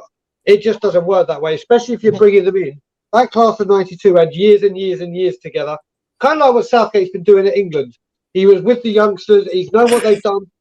If Conte says, I find 4 or 5 youngsters I want, then fair play, go get it. I agree with it. But this whole mantra now, whether Levy said to Paratici, this is how we do it, we buy young, and this is where I want you to identify talent. that to me is absolutely by the by right now. You bring in Conte, and you know what Conte's going to do. Just like when you brought in Jose, and you thought, do you know what? This guy comes in, spends hundreds, wins stuff, leaves. Well, he did everything apart from that at Tottenham, apart from win stuff because he didn't spend money. And he's got to do it with Conte. He's listen, for his own well-being, and I don't mean his health or what. I mean for his own sanity and for his own safety of staying in that job. He has to do it, because we all know that if he doesn't back him, it won't just be me and the Levy Outlaw singing. It will be the swing of all swings. And as stupid as he is, and I really think he is that stupid, he can't be doubly stupid, can he? He can't be. So it's kind of the way I stand with that. If Conte wants to go down youth, I mean, I heard today. Now this is the one that grabbed me. I can't remember where I heard it from, but apparently we're interested in a Chinese defender from the Turkish league. Oh, that's Kim Min-jae. That's Kim Min-jae. That's the guy that, that's the South Korean guy that moved to Fenerbahce. So straight away, you know that's the Levy deal. Because Conte, this deal has been fluttering around the club for a couple of years now. That's not Conte. That's not Paratici. That's been going on for a couple of years. That's not... When Conte says, I want a Skriniar, or what's the other one at Inter Milan? De Vrij, who's like at the latter stages of his career. If he goes, I want De Vrij, that's a Conte deal. That's a Conte deal. Not let's go and get. I didn't know that it was that guy that we've wanted for a couple of years. I just so yeah. I mean, does going to buy. I mean, let's have a look. What is Antonio Conte's knowledge of the Chinese players in the or Korean players, beg your pardon, in the Turkish league? What success has he brought? Which none. So this just again, this is a deal that smacks and smells of someone else's shit, and it's not Conte's. Let's put it that way. No, it's definitely not Conte's. No, look, this guy was linked with the club before Conte came in. Yes. Look, I think the reason why you're seeing it is because he's a cheaper option. Romero, look, you look at what Conte said about the injury today. It looks like it could be more serious than what we first thought. We're waiting for the second scan. He could be out for quite some time, which means they will have to go into the market and identify the centre-back position. And they're probably going for this guy because he's cheaper, but it's not what Conte wants. But look, guys, we will move on to the part that Jack Hickey loves the most, and that is extra time. Okay, cool. So look, with the extra time, guys, you give us your answers. We try and keep them short enough, but most importantly, guys, just what Jack likes. Get your answers in the chat to the questions. So look, we'll start with this one. We'll go to you, Mr. Spurs, and then back to Daigle. He's making me jealous of that bacon, by the way. But number one, which English keeper would you sign as Lloris's replacement? Now, we've been linked with Pickford, Henderson, Johnston, and Pope, and it does look like they're going to go homegrown. Who would you want as if they were going to go homegrown? It'll be between Henderson and Pope. I don't think Pickford is a good enough keeper. I think he makes far too much mistakes. I'm not familiar well with Johnstone, so I have seen Henderson and have seen Pope. I think those keepers would be really good. Interesting, Mr. Daigle. I'll keep this very short and sweet. 2 words: Jordan Henderson. Okay. Not Jordan Henderson. I don't want him in goal. Fuck's sake. Okay. But what is going on with me? Whatever his name is, Henderson. I remember saying to you on your stream very quickly. When Kane was linked with United, there was one far-off deal that was once touted that said, do you know what, 70 million, De Gea, Van der Beek, and the French do, Martial. And I said, do you know what, change Henderson for De Gea, keep De Beek, and if you changed Martial for Greenwood, I'd have taken that deal all day long. Goodbye, see ya. I think Henderson's going to be a wonderful keeper. Henderson all day long, and Pope would be second. For me, look, I think it'd be Nick Pope. I've been a big admirer of the guy the last couple of years. I think he's a tremendous shot stopper. I think he's the best shot stopper out of them all. I do think it probably would be Pickford if Conte had his choice, purely because of his ability with his feet. But me, I don't like T-Rex arms, so I prefer Nick Pope. So for me, Nick Pope. And number 2, guys, and again, we'll go to you, Mr. Spurs, and then on to Dagan. If you could only let one player go, who would it be between Dele Alli or Harry Winks? Harry Winks, straight away. Why? Well, the reason why I think the fan, like I've said, I do think Dele Alli can improve. I think I don't think any manager has really coached him into the position he wants to play. I think he's a victim of his past. He's a number 10, and that's where he has to be, and Dele Alli doesn't want to play there. So I think Conte can mold him into, the number 8. Winks, you can't mold him in an attacking midfielder. He can't be a defender. So what does he do? Where do you put Winks in that pitch? You can't retrain him into another position. I can get why he stays at the club, because he never asks for a pay increase. He never, says, I want a bigger contract. He does everything nice and safe. But the question is, who would I sell first? Harry Winks. Keep Dele. Not saying Dele's going to make it, but I just feel that out of those two, because they're roughly the same age, I think Dele Alli has more of a chance of getting reshaped, remolded, having a second chance than Winks. I just don't see where Winks gets better or improves. I really don't. Good answer. Dagan? So I think we know we're going with this one. All day long, Dele, multicolored hair, Ali. Bye-bye. He is my number 1, 2, 3, 4, 5, 6, 7 person out the goddamn door. So Brian's picking the walking crayon packet. Big up, Brian. That's his name, Crayola. I swear to God, mate, that's it. Give it to Brian. I guarantee at the end of the season, if Dele Alli's starting, he will surprise you. He's got a point to prove, and I think he will surprise me. He put some more colour in his hair. Well, he has dyed it in training, so. Cuba99 says Jordan Henderson's tattoo on the other cheek, mate. If it gets easy out, then I'll do it. Absolutely, I love it. Cuba doesn't miss a beat, so he doesn't. Look, if Jack was here and he forced me to answer, I'll be honest with you, I'd say the two of them. Look, I fully agree with everything Mr. Spurs said about Harry Winks. I agree to somewhat. If you're looking at the two, you could probably train Dele Alli to be in a different position. You might get if you did get Dele Alli back on track, you'd get more out of him than what you would Harry Winks. But I'll be honest with you, I think Dele Alli's lost the hunger, the desire, and the drive that once got him to the top of the game. We're talking about a 24 or 25-year-old who's played a World Cup, European Championship, Champions League final, 2 league run-ins, League Cup finals, and many FA Cup semi-finals as well. Yep. You're talking about a guy that had a meteoric rise, had done everything by 24. You're talking about a guy who's being asked what he does now, and he's saying I'm a gamer, and I just think he's lost his way. So I'm going to say I want the two of them gone. I just want the two of them gone. Number 3. Go on. Yeah, just very quickly, because I really wanted to make this point, because I looked through the questions.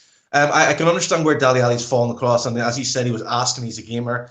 We also have to pay attention, though, to the amount of criticism he gets, because, just for example, if you had, say, 20 people coming onto your stream and saying it's rubbish, it's bad, you don't care, you'd be, should I really start a stream? He has he has not only the own Spurs fans, but other people telling, we've been told about Dele Alli by other people. If Dele Alli came out and says, I'm no longer interested, I don't care, then understandable. But it's other people come out and saying, Dele Alli doesn't care. He doesn't, he's not, it's very easy to talk negative about what Dele Alli posts. But when Dele Alli posted about him training and getting his body in shape during the summertime, there wasn't a lot of news attention to that.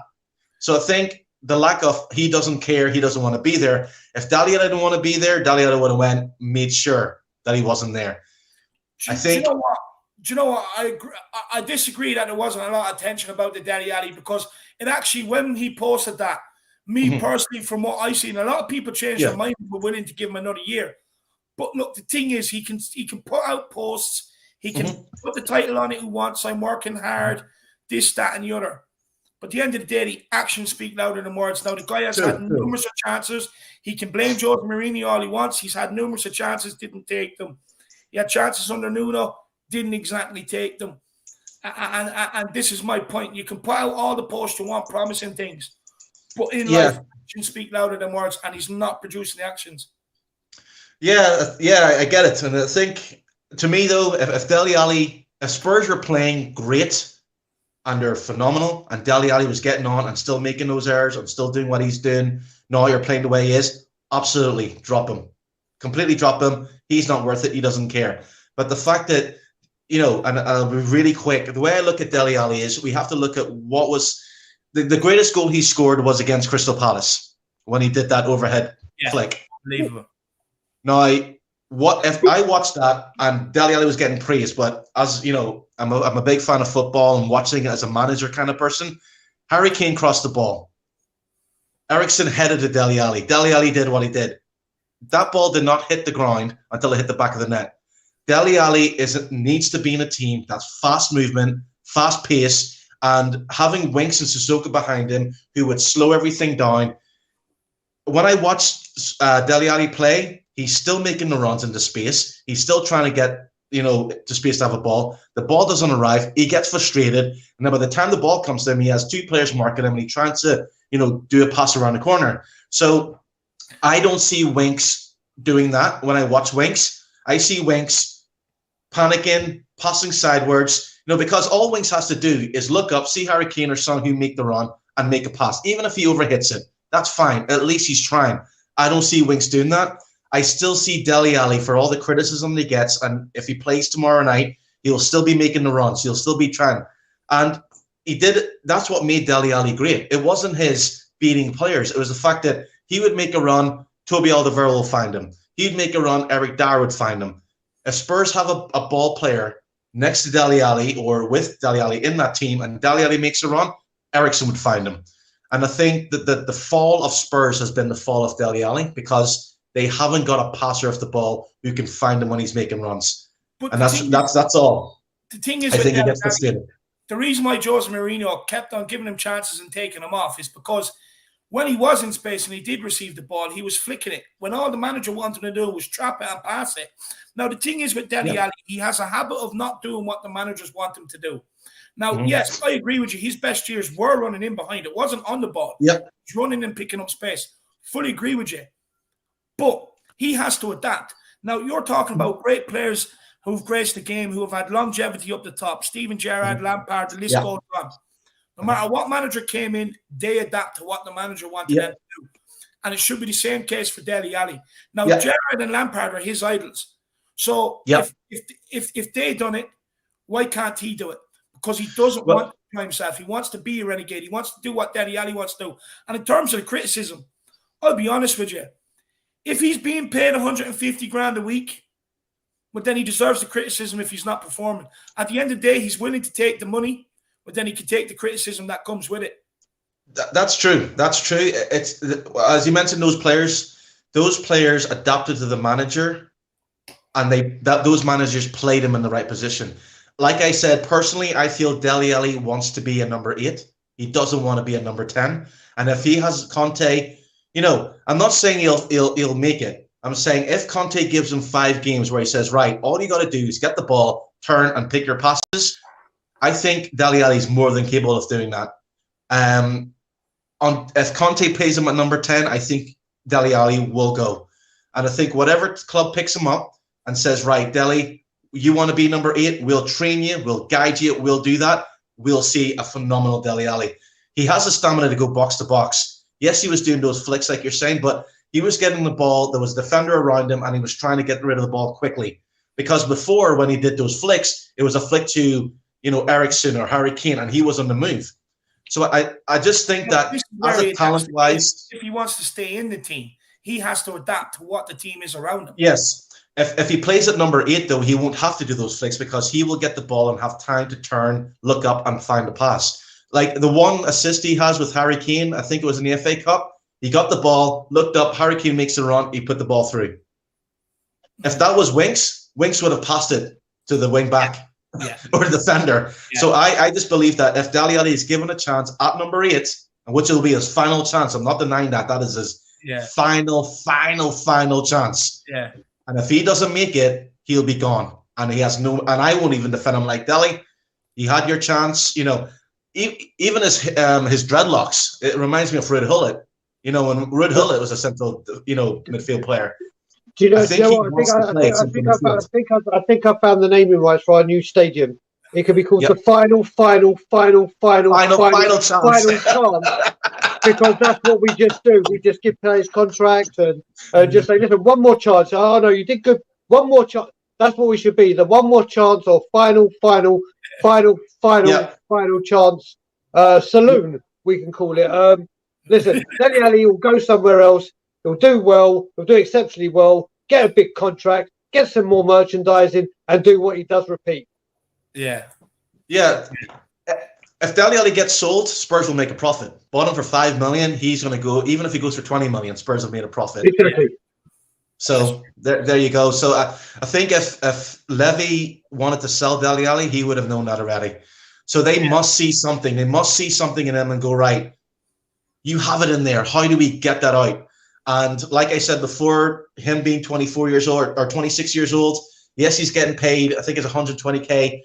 But to get that criticism, and I think, like, even if he goes 5 games and having a really good game, get him out of the match in all those 5 games, the one bad game he has, will be, oh, there we go. And it's not necessarily the Spurs fans. I think the media, again, I do my best not to listen and buy into what the media says, because the media are toxic.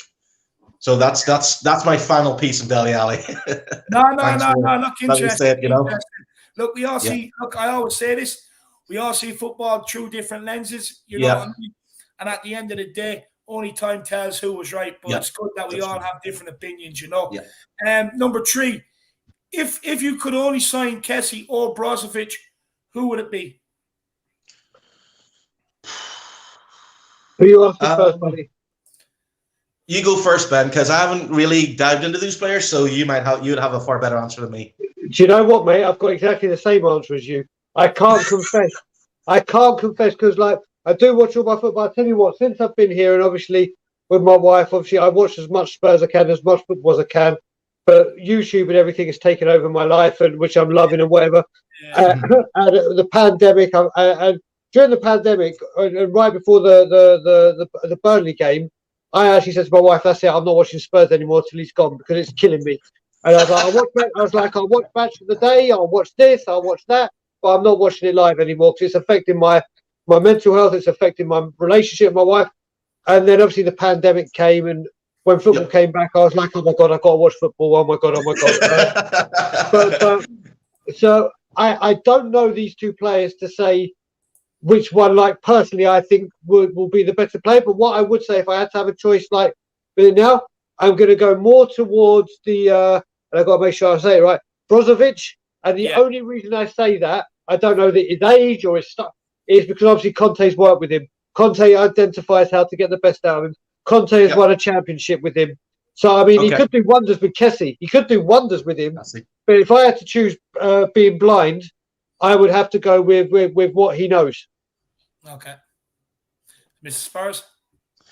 I don't know much about the players, but Kessie looks good. Hope I'm saying that right. But I'm not one to.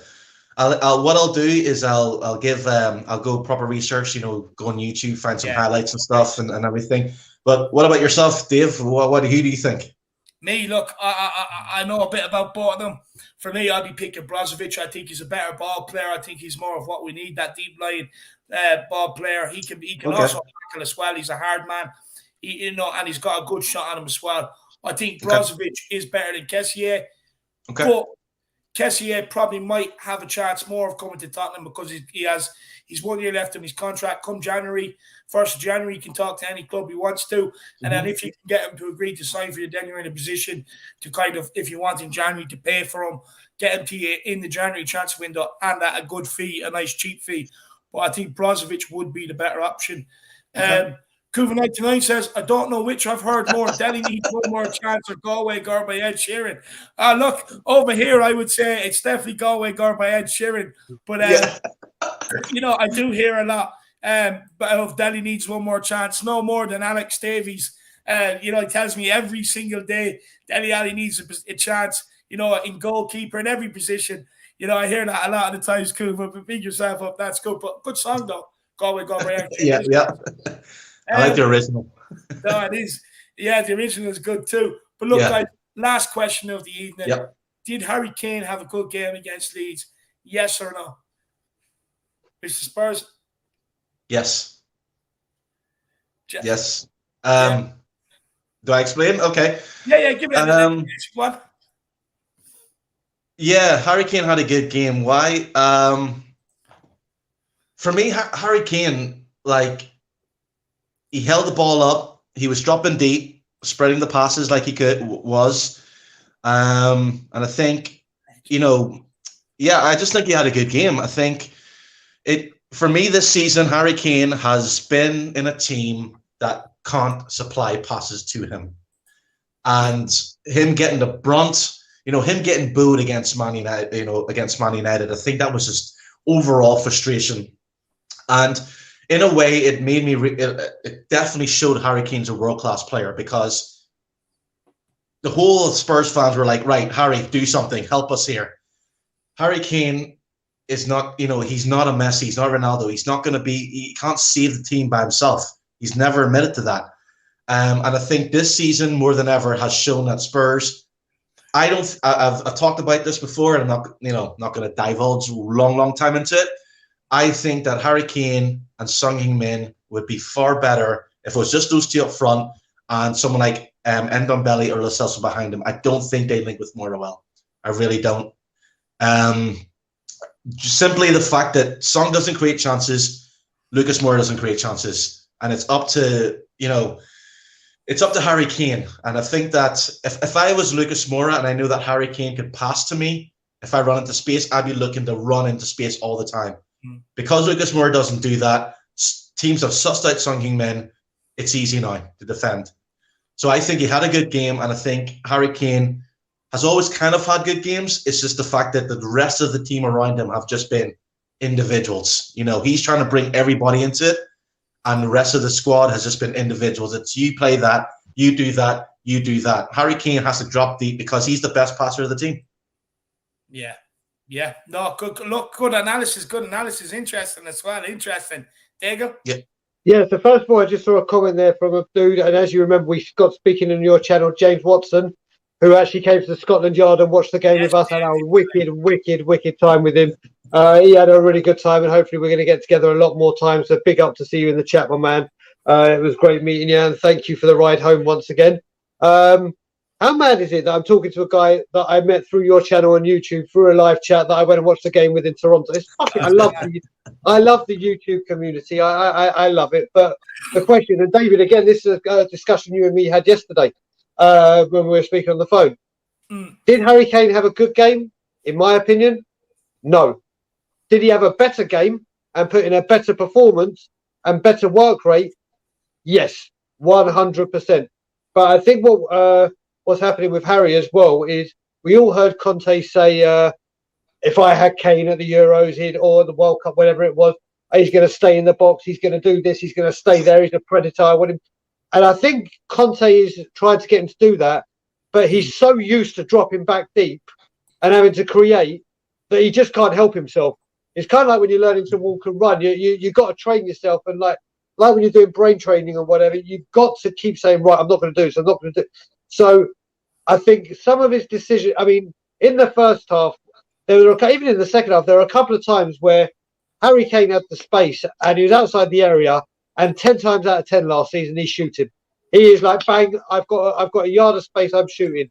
And he's just taking that, maybe it's confidence, but he's just taking that one touch when last season he would have absolutely laced it. Whether it be on target or not is another discussion.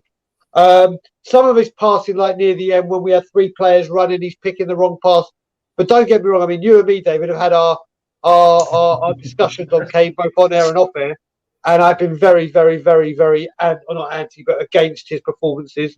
But this one was a sign of improvement. I think we all forget it was San Marino. Yes, I said it right. I didn't say it wrong. Yeah. And Albania. I think we all thought, and I even thought he was going to come back and just lace it in, hat-trick. He's going to be happy and smiley. And obviously, I think I took a bit too much for granted there and just thinking, right, he switches it on. Better performance, yes. Do I think it was a good game? No. Yeah, no. Very fair analysis by the two of you.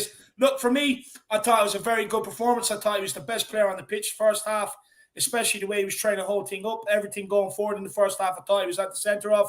Second half, look, I think comes about 80 minutes. I think you could clearly see he was dead on his feet. Yeah. But look, I actually thought he had a good game, to be fair. I think if he would have scored, everyone would have been saying Harry Kane's back. So, look, I think, much improved anyway. That's for sure. But look, guys, there we have it. Yeah. Thanks so much. One more thing before we do go, guys. Mr. Spurs, where can everybody find you? You can find me on YouTube, on the Mr. Spurs, Twitter, Mr. Spurs, Instagram, Mr. Spurs. I'll try and upload a video twice a week.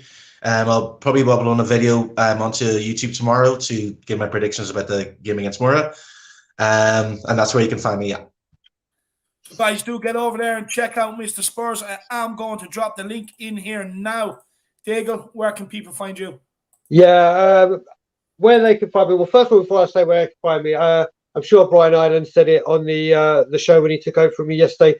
I want to say a huge big thank you to the Spurs and the Harris Army mainly, because you helped us get to 750 subscribers on the last stream. We are now on we're trying to get to 1,000, but we're now, if I look at it, we have now gone up to 764. So the race for 775 or 800 is on for Tottenham on tour. We've got so many planned things coming December and January, especially a special with another YouTuber. Needs to be it's all under. Let's just say it's a Christmas present racing for you to be unwrapped. I'm not mentioning anything, but you can find me on Tottenham on tour. David, I think, is going to put the link to the channel right now, because we really are on the push to try and get to 800 or even 775, which we're only 11 away from. But yeah, third of all, should I say, David, you know how much I love you and how much it's a pleasure to always come on your channel and the Harris Army. And I've got to say, Mr. Spurs, we may disagree, but it just goes to show people that people that have different views, that are Levy in or Levy out or Levy on the fence, whatever, can get on and talk and discuss everything. And it's honestly, I followed you once. I heard you yesterday. I was your second subscriber. I will go down as your second subscriber, and yeah, you will. We'll have to get you on Tottenham Tour. Honestly, it's been a pleasure listening to you and spending the time with you. It really has, buddy. Thank you. No, look, it's been an excellent show, and Mr. Spurs channel is here in the chat, guys. So thanks very much. On that, if you want to get over there, and same as Tottenham on Tour, it's also here, guys. Do get over and check out the two channels. I urge everybody, look, even if you don't want to watch the channel, anyone that's Spurs related, always smash that subscribe button on the channel, guys. It's a massive, massive help. But look, me personally, I want to say a massive thank you to Mr. Spurs. I want to say a massive thank you to Mr. Daigle as well for coming on. And like Daigle says, look, you can come from either end, but it doesn't matter. At the end of the day, there's a way to do it respectfully, and I think we've absolutely nailed it here today. Great questions. Great answers. Everybody, big Mr. Knick when you see him next as well for the questions as well. Absolutely brilliant. But look, I love the way Mr. Spurs, it's not easy with Daigle, but he stuck to his point. And I love the way Daigle, at one stage, honestly, Mr. Spurs, I thought Daigle was going to explode when you were talking about the content. Yeah, I got a WhatsApp from David saying you're about to explode. Yeah, I've been known to. I've been able to calm it down. But yeah, it was close at one point. No, it was absolutely brilliant. That's good because, passion's everything, and it's great to see Spurs fans being passionate about their beliefs, and that's what makes it good. And it's great having your opinions. It's certainly enlightened me a little bit, and got me to think about things. And so yeah, it's that's why this channel is great. Irish Hotspur is one of the best. I've seen others out there, and I think they're much drawn out, but big shout out to the Irish Hotspur. I text you on Instagram, and here I am. So thank you very much, and I recommend anybody to do it. If you really want to give your piece of it, Spurs, don't hesitate to text this man on Instagram. Go give him a follow, and he will definitely. That's the beauty. It really is open and it's nice, and hopefully we can all meet Tottenham Hotspur Stadium. It's okay, Brian. I'll make sure I have a tent because you probably won't want to come in. Let's get a 10 outside. Look, what I will say is, people might be seeing me and my band of Irish brothers sooner than what they think. Look, I know me and Jack will be over there for about a week in March, but I'm doing a day trip with all my Irish brethren in February, the weekend of the 12th, 13th for the Wolves game.